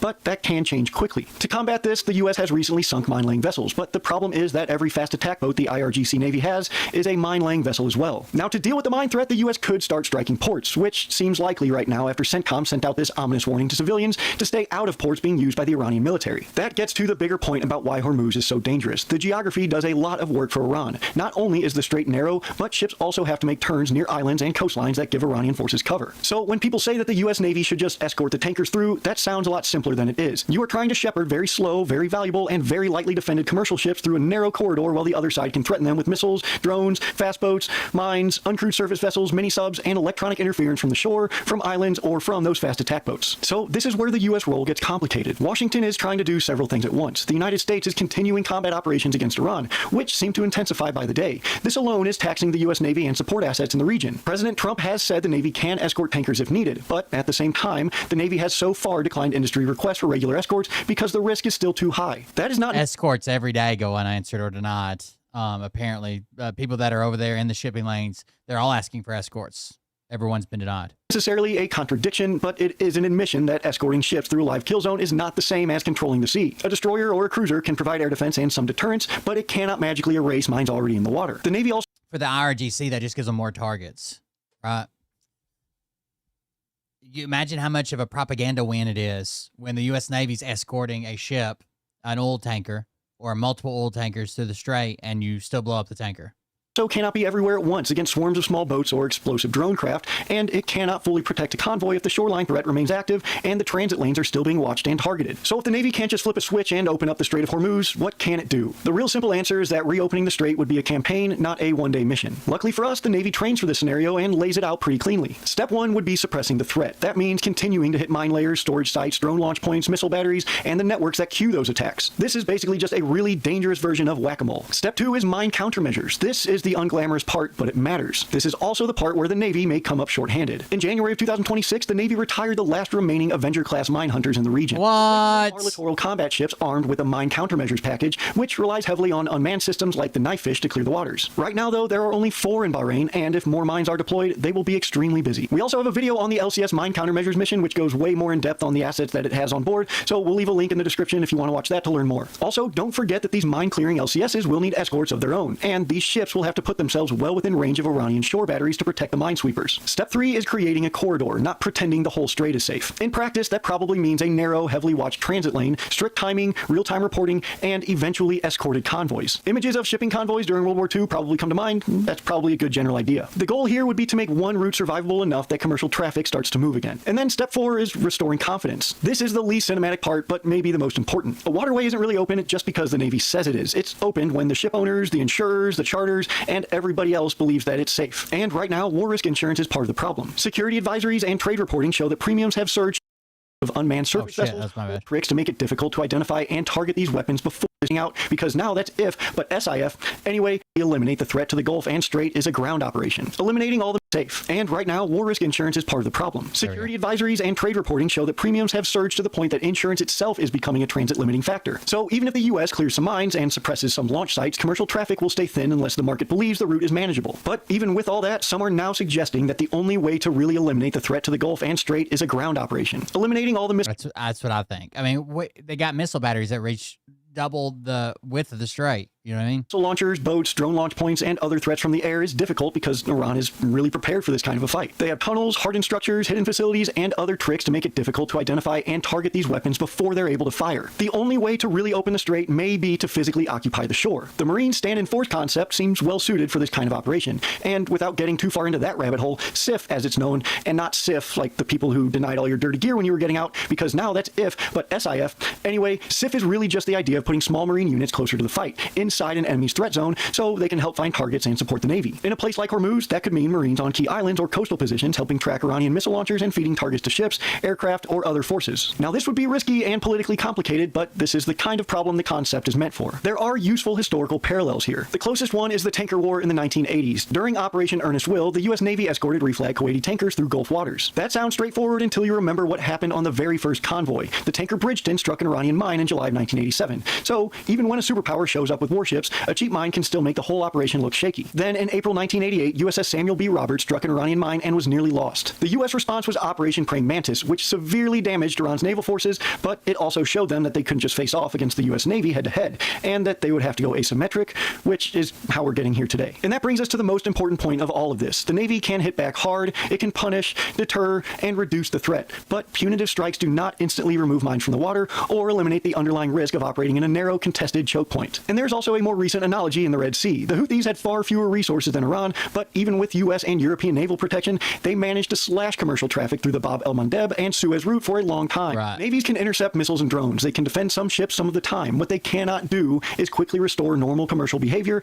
if the threat from shore remains credible. And there's one more historical warning worth keeping in mind. Hormuz is not just dangerous because weapons are in range. It is dangerous because crowded, tense military environments create room for catastrophic mistakes. In July 1988, USS Vincennes shot down Iran Air Flight 655 over the Strait of Hormuz, killing all 290 people on board. Whatever else you take from that event, the broader lesson is clear. In a compressed battle space with real threats, electronic confusion, split-second decisions, and heavy traffic, misidentification can become lethal very quickly. So, can the U.S. Navy open the Strait of Hormuz back up? Technically, yes, but it will take a lot, and it won't... Are you fucking talking about clone? What the fuck? What the fuck's wrong with you? Be a complete reopening. It can suppress launch sites, and it can hunt mines, it can sweep channels, and it can establish convoy lanes. It can make transit possible again for at least some ships, but it cannot make the place truly safe while the war is still active, and Iran retains the ability to threaten that corridor from very close range. That is probably the most honest way to look at the situation. Hormuz is not closed because somebody flipped a legal switch. It is closed in practice because Iran has made the cost and uncertainty high enough that commercial shipping has backed off. Reversing that means removing Iran's ability to present the threat, and then slowly restoring confidence. And if history is any guide, side, that is not a clean operation. It is slow, risky, with plenty of chances for escalation. So yes, the Navy can help reopen Hormuz, but nobody should think that it will be easy or bloodless. All right, a really quick channel update time because this is a quick video. I'm writing and recording this on the 12th. It's now 12:13. Hopefully you're watching it on the 12th. That means I got all the edits done. So it's going to be quick. It's going to be dirty, not a whole lot of production value, but we wanted to get the information out there because this is probably going to become a very big part of the world, bigger than it is now. So we wanted to help people explain it. If you want to know more, we do have longer videos. Is that a Game Boy sneaking in back there? A lot of these things, you can go through our video list and check out whatever you want. But also my email, kyle.gunn@taskandpurpose.com. If you have any corrections, go ahead and email me with corrections in the subject line. And really, excuse me, if you have anything else, go ahead and email me there. If you just need to talk to somebody, say, hey, whatever you got. If you really need help, I will respond quickly. If you're just saying, hey, it'll take a little longer because I got to prioritize things. But I'm Kyle, your friendly ginger producer man. You are all dismissed. Thank you a lot for being here with us. I mean it. I wouldn't be doing this if people didn't watch it, so I'm pretty lucky to have this job. I know that. Thank you all for making that possible. That's all I got. I'll see you next time. Thank you so much for being here. Blade Runner, the movie that came out a decade before I was born. Yeah. Totally a documentary. On this, the March 12th, 2026 edition of What's Going On with Shipping. Damn. Shipping. God damn. I'm your host, Sal Mercogliano. Welcome. This guy only covers shipping lanes, logistics, and shit. This episode. So I am a bit distraught. I'm not going to lie with the report I'm about to give you. Things are not good. I mean, I have not been this discouraged towards shipping in a long time. This video you see here was released of a unmanned surface vessel attack on 2 tankers at anchor off of Kuwait and Iraq. One of the tankers there is American-owned. The other one that is nested up alongside is Greek-owned. What you're seeing here is probably naphtha igniting and burning, and you're seeing from these vessels heading away probably the ships that were involved in executing the attack and bringing the drone or whatever type craft or mine was used to put up against the side of the vessel and initiate the attack. So a bad day in the Persian Gulf. This comes on top of the previous day where we had an attack on a Thai bulker that has led to 3 crew members going missing. All bad, all terrible. And then what we're seeing right now is literally panic. I don't know what to say here in terms of the administration scrambling, trying to come up with some sort of policy to deal with the absolute cork in the bottle that has now happened with shipping in the Strait of Hormuz. I get to hear from people on ships and get to hear from ship owners. And what they Blade Runner was 1982. I just Googled it.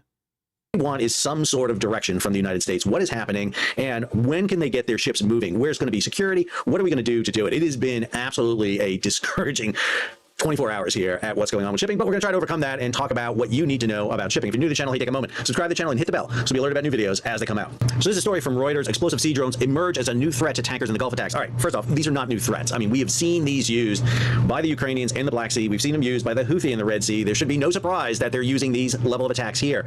Naval drones have been used in at least 2 attacks on oil tankers in the Gulf since war erupted between the U.S., Israel, and Iran. The emergence of the use of explosive-laden unmanned surface vessels, which Ukraine had used with great effect in the war with Russia, comes as Iran threatens to block oil shipments from transiting the key Strait of Hormuz. We won't know that because there's been no oil movement through the Strait of Hormuz because everybody has locked in place because first we had the insurance issue, which has been resolved largely. The second now is a security issue, which is on the onus of the United States to demonstrate that the area is clear. Again, I am not in favor of the U.S. being the policeman of the world, but the U.S. instigated the attack and they bear some responsibility here to ensure that shipping is able to flow. I've used this analogy and I'll use it one more time here. If you look at the world ocean shipping system, it's like the circulatory system of the human body. We have pinched off the femoral artery of one of our legs and you have a finite amount of time before you've got to get blood flowing again or else you're going to cause permanent damage or you may kill the system, but more than likely what you're going to wind up doing is hacking it off and now you're crippled. That's the situation we find ourselves in. This story goes on. The first sea-based drone attack was on March 1st when a crude oil tanker, the MKD Viam, was hit about 44 miles off Oman. That resulted in the death of a crew member. And again, we have known that this style of attack is out there. And again, these should be able to be guarded against fairly easily. Helicopters, small boats, patrols should be able to spot these things and be able to eliminate them. But right now, the U.S. military is focused on offensive operations and not defensive operations because, in truth, they don't have enough forces in place to do both. So if you want to understand about uncrewed explosive boats, the guy you go to is H.I. Sutton over at Covert Shore. You got to put it in Chinese numbers if you want Atsuko. It was like the year of the hamster or something. You know, help her out. Damn. Over at Covert Shores. I'll have the link to this. I'm going to try to get HI to come on the channel and talk about this. He is the master of knowing this. He's got a great webpage here that gives you all the details on this. Next, we have the latest from the Joint Maritime Information Center under the UK Maritime Trade Operations and the U.S. Central Command. Again, I'm just going to say.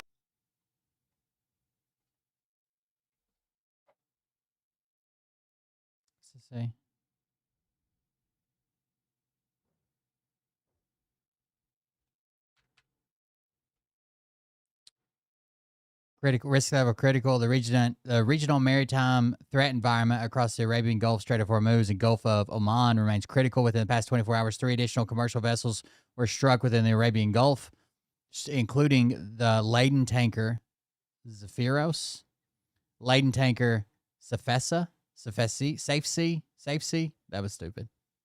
Vishnu, and the container vessel Source Blessing. The attacks underscore and continued risk to merchant mariners operating in this region.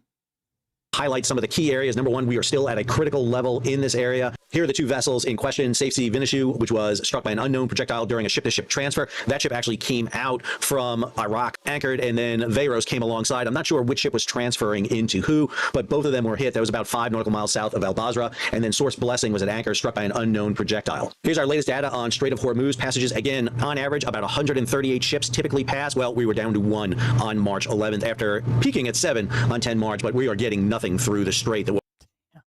On the 5th floor, on the 6th floor, on the 7th, just 1. That's total east and west.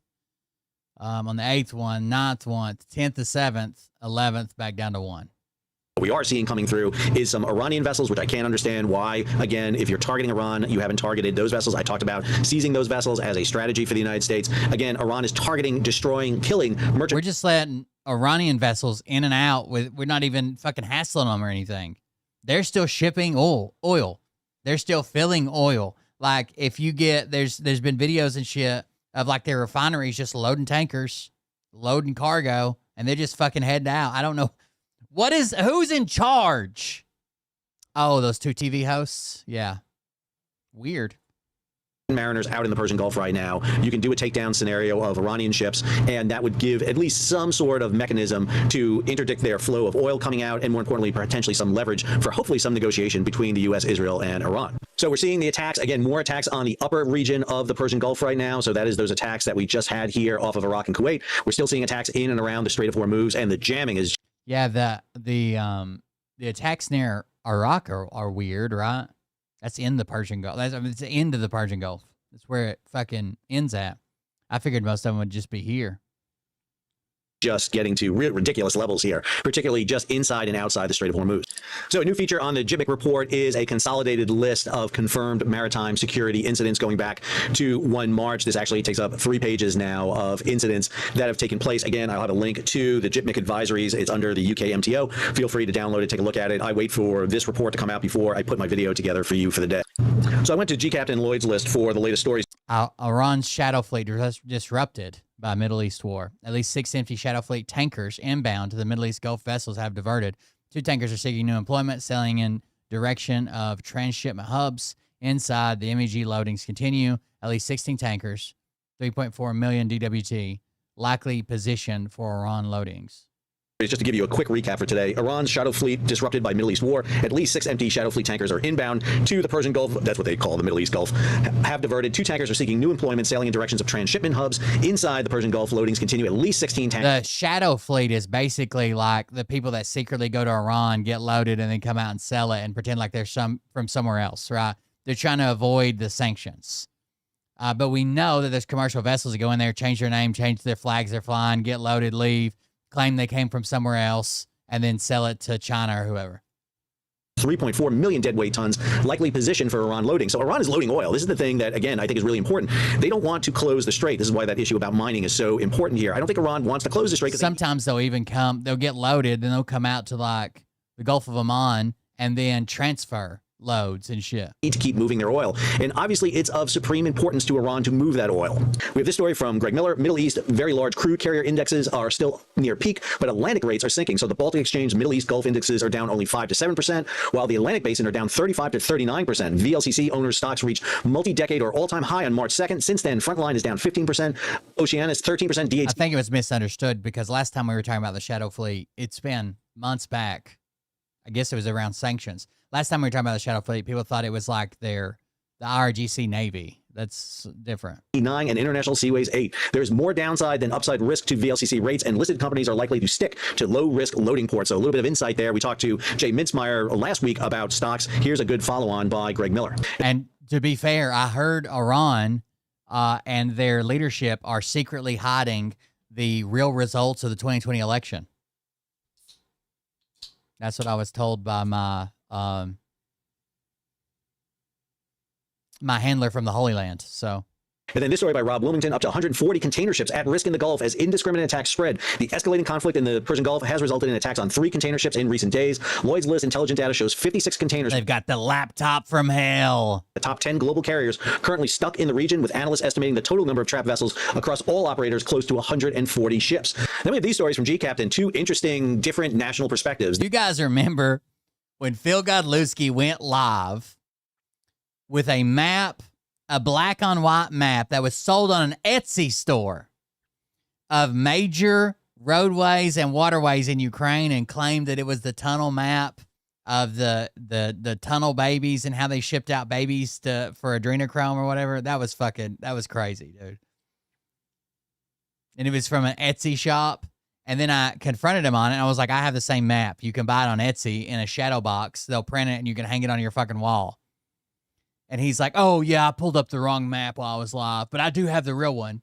This one talks about how India sources say Iran to allow India-flagged tankers through Hormuz as the first tanker arrives. Obviously, India getting oil from the Strait of Hormuz is absolutely essential. It's a conduit for 40% of India's crude oil imports, so allowing India... He's so stupid, but so goddamn slick at the same time, dude. I'm telling you, like, fucking sitting here not being able to afford a house and groceries and shit. Like, I'm trying to buy a fucking house and everything's just fucking doom and gloom. I should have been a grifter. That's what I should have done. I should have hopped on the MAGA train, got some breast implants, like, what's her name, Jessica or whatever. I could have been Miss Trans MAGA or whatever. Whatever it took, right? Just to be living on the fucking CBC compound. Indian tankers in is going to be key.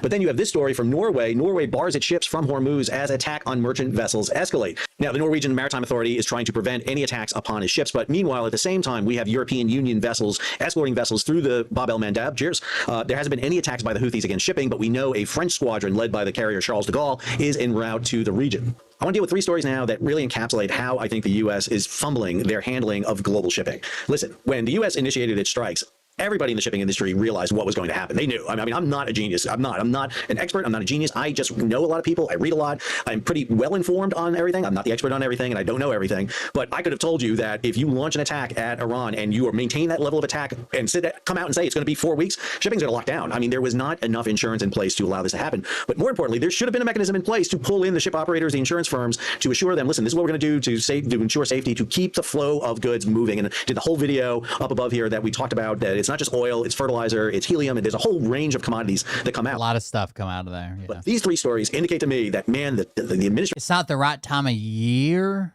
Well, maybe. Is it the right time of year that it'll hurt our farmers? Administration does not know how to handle global shipping. Let me be clear. There is or if they've already purchased shit and it's already in the U.S. 30 years that I've been involved in shipping that knows how to deal with shipping. They really don't. But this is an example here of how it's kind of falling apart. First, this story from Bloomberg, U.S. Hormuz escorts may start by the end of the month. This is according to Energy Secretary Chris Wright. Now, Secretary Wright posted something yesterday that the U.S. was escorting a tanker through the Strait of Hormuz, and then he yanked that. Now he's saying it may be the end of the month before we do this. Okay, the U.S. has initiated this operation without sufficient forces in place to do both offensive and defensive operations. What do I mean? They're idiots. They didn't plan any of this. They have enough forces to initiate the offensive. They are thinking sea power, strike from the sea. They've got naval forces to accomplish this. They have air forces to complement it. What they don't have is enough forces to go into the Gulf and provide escorts both on surface and in the air. That is a flaw. That is a fundamental flaw, because I guess nobody thought of that. Oh, I guess so. I figured, like, obviously, like, they got to put fertilizer on in the spring and at different other times, right? There's different fertilizers for different times of the season when you're planting. But I figured they'd probably made their purchases in the fall and it was already on the ground in the U.S. somewhere waiting for delivery.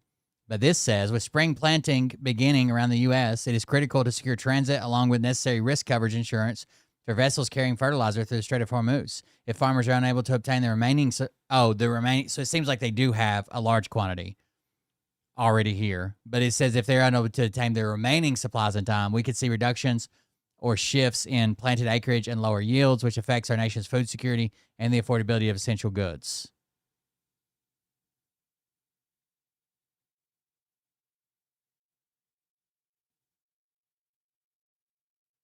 Middle East tensions are adding to uncertainty to fertilizer markets at the start of the U.S. planting season. Farmers are attempting to make or finalize fertilizer purchases just as global energy and fertilizer markets react to instability in a major fertilizer producing region. know, or they didn't think it was enough. I think most of the nitrogen stuff comes from like the Persian Gulf. Like a lot of the nitrogen-based and nitrogen additives, nitrogen-based fertilizer comes from the Persian. I'm not sure.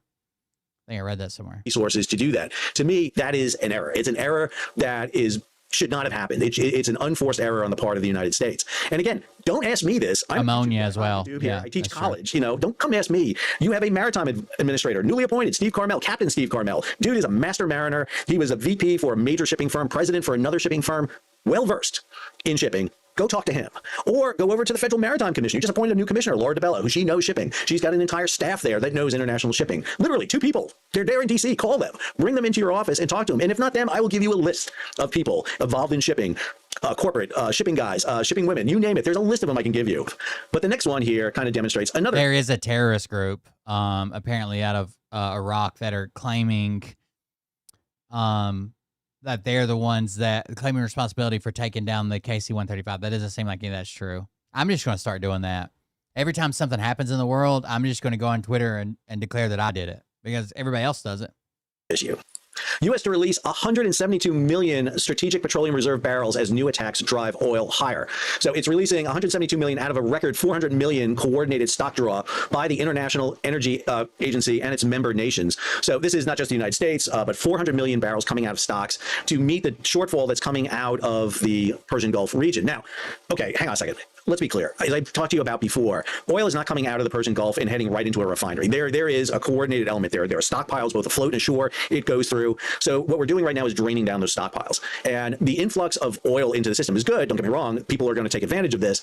But what we really need to do is reopen the Persian Gulf. We cannot keep the Persian Gulf shut and close off 20 million barrels per day for a month. That's 600 million barrels. You're talking about, you're releasing 400 million barrels. As I mentioned to you before, there's about another 100 million barrels that's afloat off Singapore and Malaysia. There's probably about 1 billion barrels of oil afloat at any given time around in the world. Plus you have shoreside stocks and everything. This is a short-term issue. But if you're talking about not even starting convoy operations until the end of the month, well, then we have another problem. Then we have this story by Richard Mead over at Lloyd's List. Naval escorts would cap tanker transits at under 10% of normal volume. So 10% of 1/5 of the world's oil. No escort system has been launched, and political, logistical, and security hurdles continue to stall any deployment. Again, I'm not sure what's being done. We listened to General Kane's statement 2 days ago. It sounds like nothing has really been done to get this going.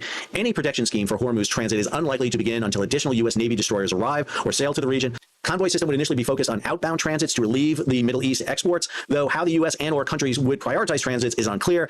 Iran's asymmetric threat, mines, drones, fast attack craft remain the key risk, with even minimal mine-laying capability of halting all traffic, complicating any reopening of the strait. I think Richard aptly summarizes that. Plus, if you do a convoy operation, you are not going to escort 135 ships out in one time. You're going to bring out some high priority vessels. You're going to get down to a trickle. As he says, maybe 10% of the volume is going to come out under escort. Now, maybe you won't need to escort some of them, Russian, Indian, who knows? Maybe the Iranians don't attack. But no matter what, you got to start this now. And it should have been planned for the day the attack happened. There should have been planned, hey, starting Monday, here's what we're going to initiate for convoy operations. At the very least, the United States, get the 5 U.S. ships that are in the Persian Gulf stuck out. You have 5 ships that are stuck in there. You realize that, right? Crews are on there. They're exposed to 5 U.S. vessels. Danger. You have told them through a maritime advisory, avoid the area if possible. They can't. They're there. And then you've told them to stay 30 nautical miles away from any warship. That's, again, you are sending mixed messages out. And then the last one is this story, which I knew was coming. It was only a matter of time. When you create consternation in shipping, someone is going to go to the Jones Act bat signal light and set it off. I don't think they did. I don't think they had any idea. This is what I think actually happened. Maybe we'll read about it one day in a fucking FOIA request. I think they were still on the negotiating, and Trump probably didn't want to push too much Iran attacks pre-midterms. Now, I think he would have fucking unloaded them after midterms if Republicans did well. But pre-midterms, he probably didn't want. I think Israel came to them and said, we're going in. We're doing it now. You come with us or don't come with us, but they're going to lash out just like I predicted, right? They're going to lash out a civilian target, anything they can reach, right? Because all they have to do is make it too costly for U.S. citizens to demand we fucking stop, right? For somebody to rein in Trump. And Trump was like, oh, well, we either go in with them or we don't. And of course he's going to pick in to go in with Israel.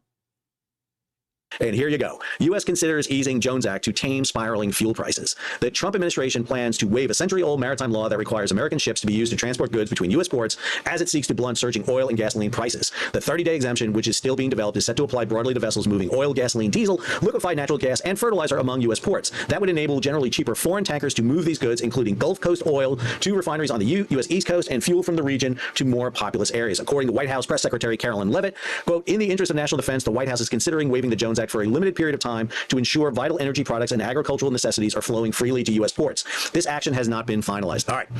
First off, the persons who's going to be screaming about this most are the oil and fertilizer companies who see an opportunity to make I'm going to use a word here, and I apologize, a shitload of money, because they see this as a golden opportunity. They look for cracks to get into the U.S. industry at every moment. You know, I have come out and talked about the Jones Act a lot. I'm not going to talk about it in this video. I'll do a whole separate video on it probably tomorrow that talks about this.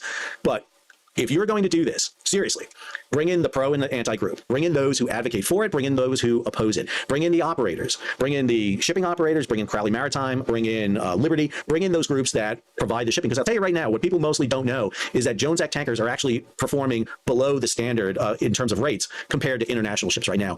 Charter rates went through the roof for shipping. And one of the things that the Jones Act provides is dedicated service. Now, do we need some sort of Jones Act reform? 100%. Yes, agree, 100%. Do you need it in the midst of a crisis like this? This seems a little bit like smelling blood in the water to me. But bring in those groups. Hey, and then bring in those who want the Jones Act repealed. Bring in the major oil firms. See what they say. Because to be clear, they will scream Jones Act reform because they smell money. If I can run a tanker from Texas to Florida a few times, that's much more profitable for me than to run from Texas all the way through the Panama Canal to Asia and back again. So the Jones Act is just it requires goods shipped between U.S. ports. So from U.S. port to U.S. port to U.S. port. So between two U.S. ports are ships that are U.S. built, flagged, owned, and operated. Right? We still get plenty of international ships, but if you're going from fucking, like he said, Texas to Florida or Texas to New Jersey, that's a U.S. ship, U.S. flagged, U.S. operated, U.S. owned. And on a single voyage, when I can run multiple voyages at a much higher rate.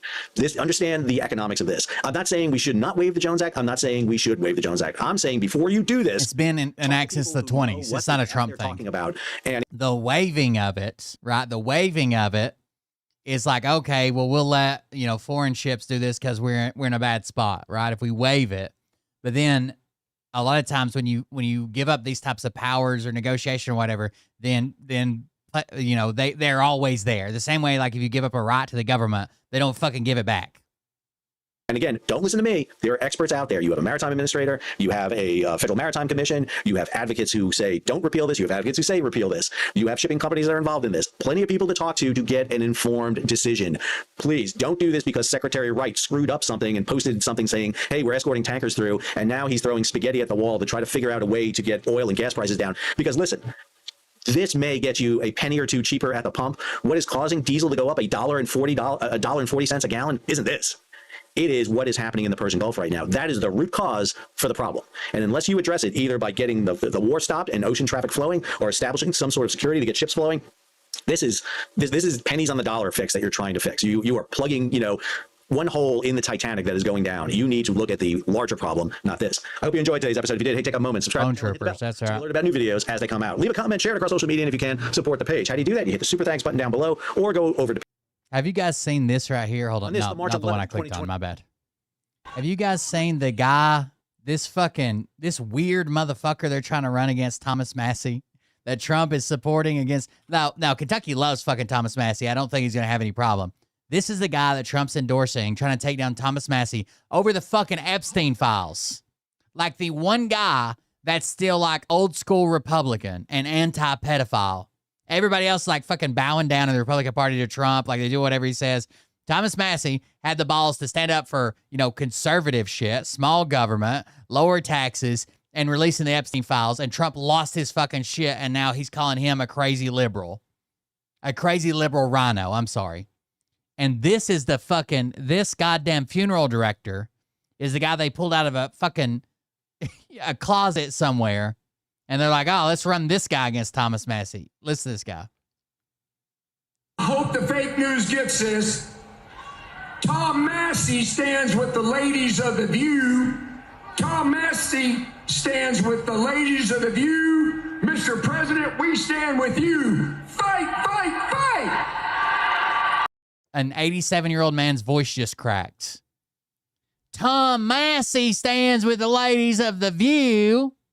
Tom Massey stands with the ladies of The View. Mr. President, we stand with you. They could have picked anybody. This is the guy they picked. They're like, oh, yeah, we got a good one for... And Thomas Massey's pretty charismatic. He's really good in front of the camera. He's really good in front of a crowd. He's really good on the congressional floor. Like, it's hard not to like him, right? Who the fuck is this guy? Hope the fake news gets this. Tom Massey stands with the ladies of The View. Tom Massey stands with the ladies of The View. Mr. President, we stand with you. Fight, fight, fight! Fight! Fight, fight, fight!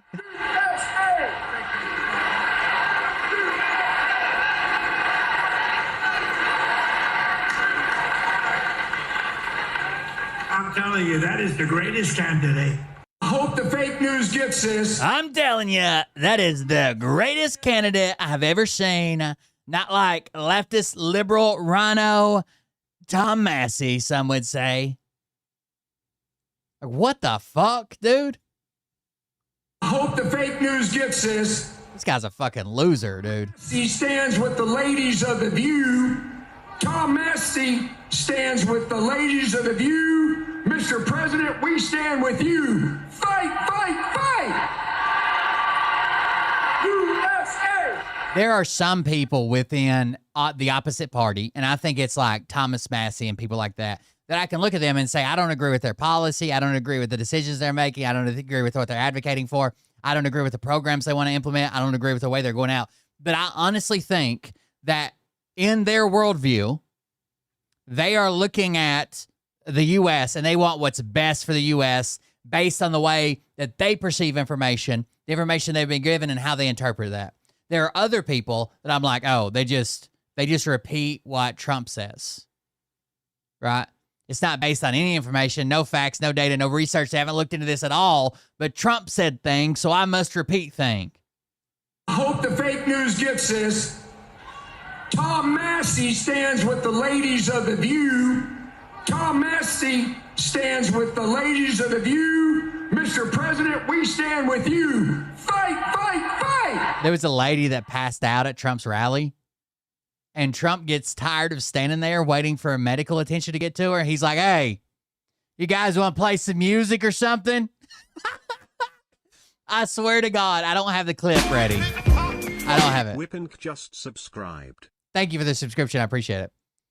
I don't have the clip ready, but he's like standing there and he's like shifting his weight back and forth. And he comes back up to the mic. He's like, hey, you guys want to play some music or something? The guys in the back, you all listen to me. How about we get some music or so? She'll be fine. Let's get some music going. What the fuck, dude? USA! USA!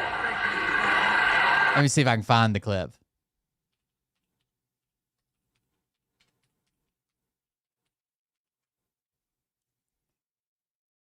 Hey, we get some opera music going. We get some opera music going while this lady's been. Here it is.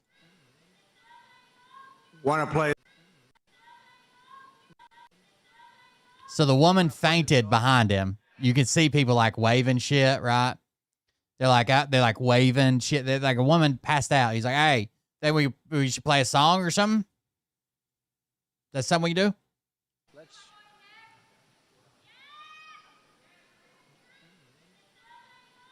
Want to play a song? He does not give a fuck about the people that support him. Do you think the people backstage are listening to me? How about Ave Maria? Well, because is going to be okay. How about putting it in right now, Ave Maria, if they are listening? Ave Maria by Pavarotti. Right?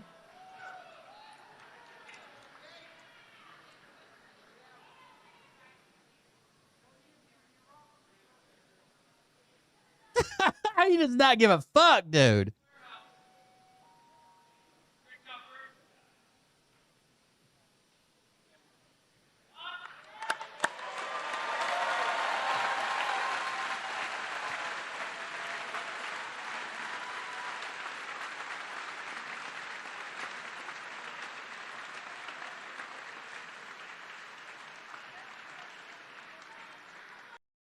This is the song he wanted played. Hold on. I'll give you a little taste of it. You know, real upbeat.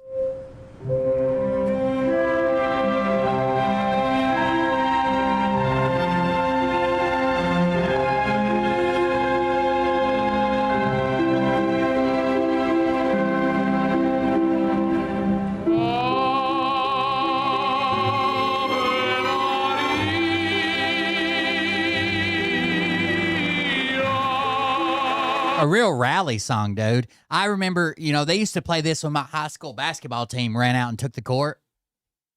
Wait till the beat drops. I'm not saying it's bad music. It's cool music, but what the at a rally, dude?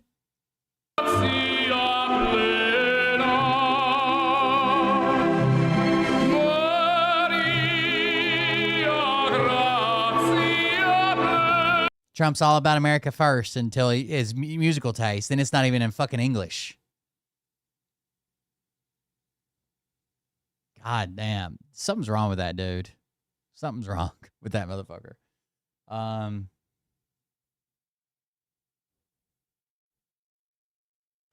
Hey, Lindsay, why don't you just admit that you're gay and then people won't blackmail you anymore? What? Hey, Lindsay, why don't you just admit that you're gay and then people won't blackmail you anymore? Hey, Lindsay, why don't you just admit that you're gay and then people won't blackmail you anymore? Hey, Lindsay, why don't you just admit that you're gay and then people won't blackmail you anymore? Hey, Lindsay, why don't you just admit that you're gay and then people won't blackmail you anymore? I love this. Would be my, if I got one question to ask, that would be it. 100%. And here's what's going on in Tennessee. You guys remember the ice storm we had? The weather, the power was out, and I was on a generator for a couple days and couldn't do a show, and, you know, ice fucking everywhere and took out the power and shit. It wasn't as bad as we thought it was going to be, but it was pretty bad for a little bit. Marsha Blackburn was getting special priority from her local power company while they were hassling the workers trying to get trucks to get her power restored first.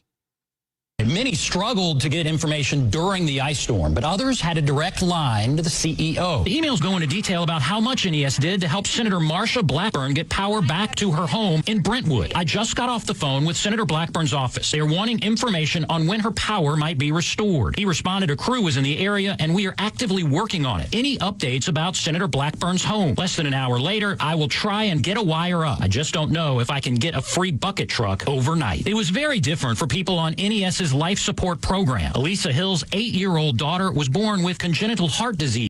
So the life support program, which is a lift to the people who are like, hey, we got to have life support for these people. They were put on the back burner for Marsha Blackburn. Bucket truck overnight. It was very different for people on NES's life support program. Elisa Hill's 8-year-old daughter was born with congenital heart disease and receives oxygen every night. Just having to cross their fingers and say our prayers. The family signed up for NES's list of medically fragile customers who need power. But like many on the program, she did. The other people, Marsha Blackburn was one, and their board of directors all got special privileges. Not get updates or faster power restoration. We didn't know what to expect. And their power came back on after 7 days. What about Senator Blackburn? She has not issued a statement. She's running for governor. She may want no part of this. I'm sorry, I can't read your comment because it doesn't start with struggled. Ball with the ball, da bang, diggy diggy. Diggy set the boogie. That's how you should start every message if we're going to talk about halftime shows, okay? Jesus Christ, it's like your first day here.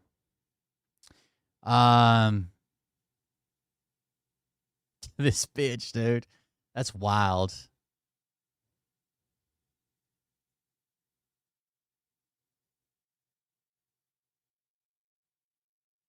Beloved, do not worry. That pretty little perfectly kissable head of yours about whether we should forgive all the Trump voters when they finally regret their vote. Because outside of one or two feel-good outliers, these people are never going to regret their vote. They're never even going to realize that they fucked us all. These people are dumb.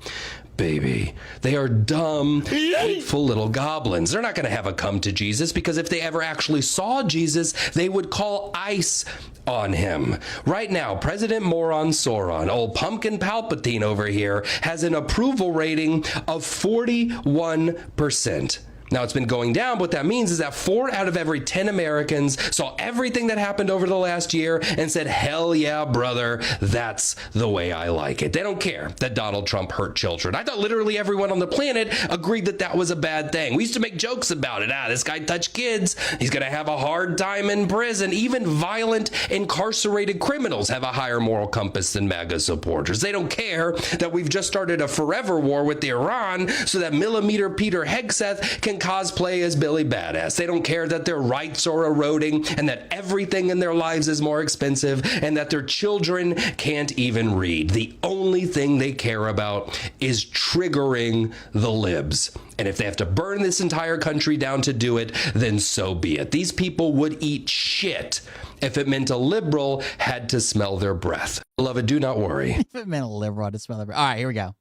The Economist YouGov poll that just came out was conducted on March 6th through the 9th, and it did 1,563 U.S. adults, citizens. Margin of error is 3 to 3.4 percentage points. Trump's handling of Iran, only 39% approve, 52% disapprove. Trump's overall approval rating, 40% and 55%. So basically, the handling of Iran and his overall approval-disapproval rating are fucking equal at this point, which is crazy to think of, right? Fuck, something stuck to my shoe. Hold on.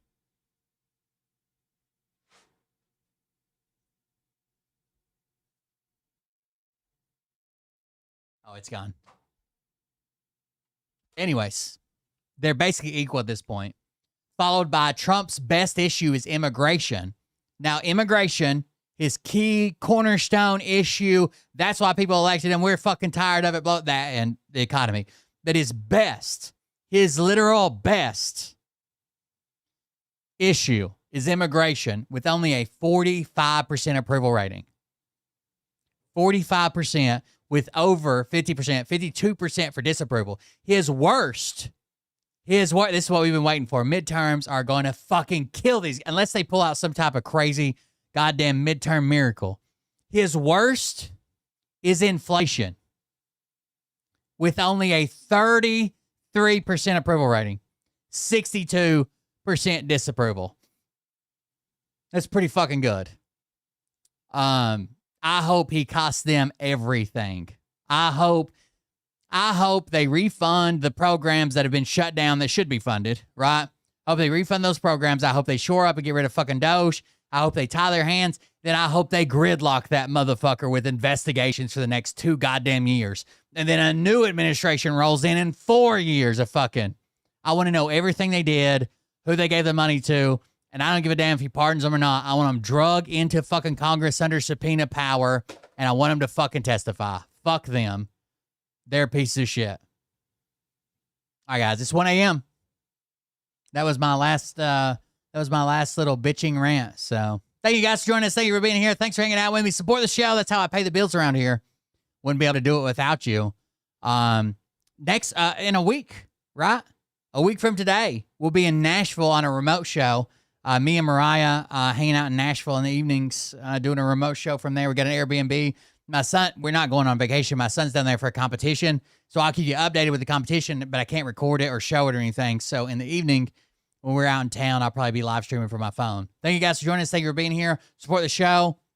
Use one of the links. The bot has a link, the Just Quick Tools link. And then obviously there's built-in links. Super chats, super stickers, and bits if you want to donate. But if you donate somewhere, please leave your name or a message or something so I can read it and thank you. I'd like to thank everybody that donates. Thank you guys for joining us. Thank you for being here tonight. I'll see everybody in the next one. Have a good one. We'll see you tomorrow, probably. Love you. See you. Bye. By the way, 80 degrees on Tuesday, 75 on Wednesday, and it snowed this morning for like 2 hours. This planet, fucking insane. By name, and tell them exactly who they are, and tell them the rest of the world who they are. You don't have to fork them. All right, have a good night, guys. Balls. Okay, Scott. Here we go, I think I started some shit.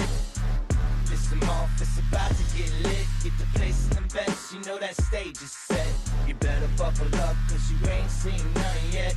Here we go, I think I started some shit. Piss them off, it's about to get lit. Get the place in them bets, you know that stage is set. You better buckle up, cause you ain't seen none yet. And they say that I'm a lunatic. Well, listen, bitch, I came equipped with a quick wit and a 6th sense for the stupid shit. Where my true believer? Y'all need Jesus. Praise the Lord, head to the extreme. All these false fucking prophets who profit off of gossip.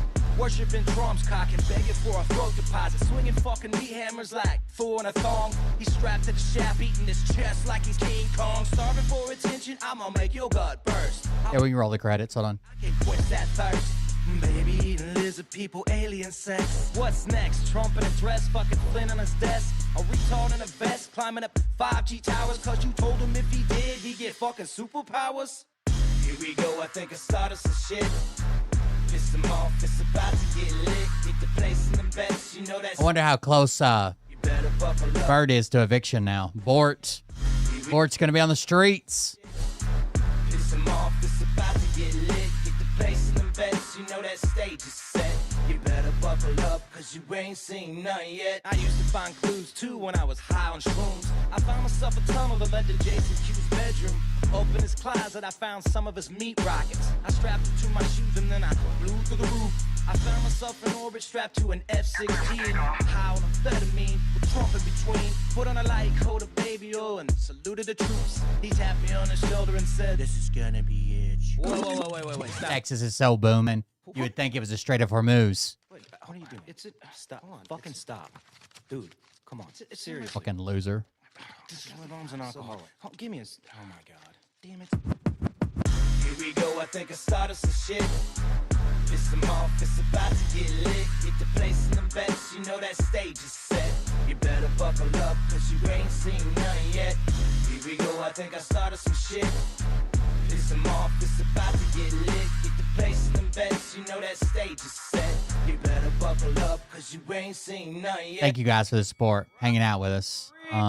I appreciate it. We're growing again, so that's good. So got him backed up on the ropes, trying to ram it down his throat. Now things are getting rocking, he was doing so well. It's all over, hands on his shoulders, they ringing his bell. You got Frog News Network, do no damn research, they rework. Good night, guys. Cox came first, 9th inning, second string, and they acting like they know. Hit his ass on slow and bullshit.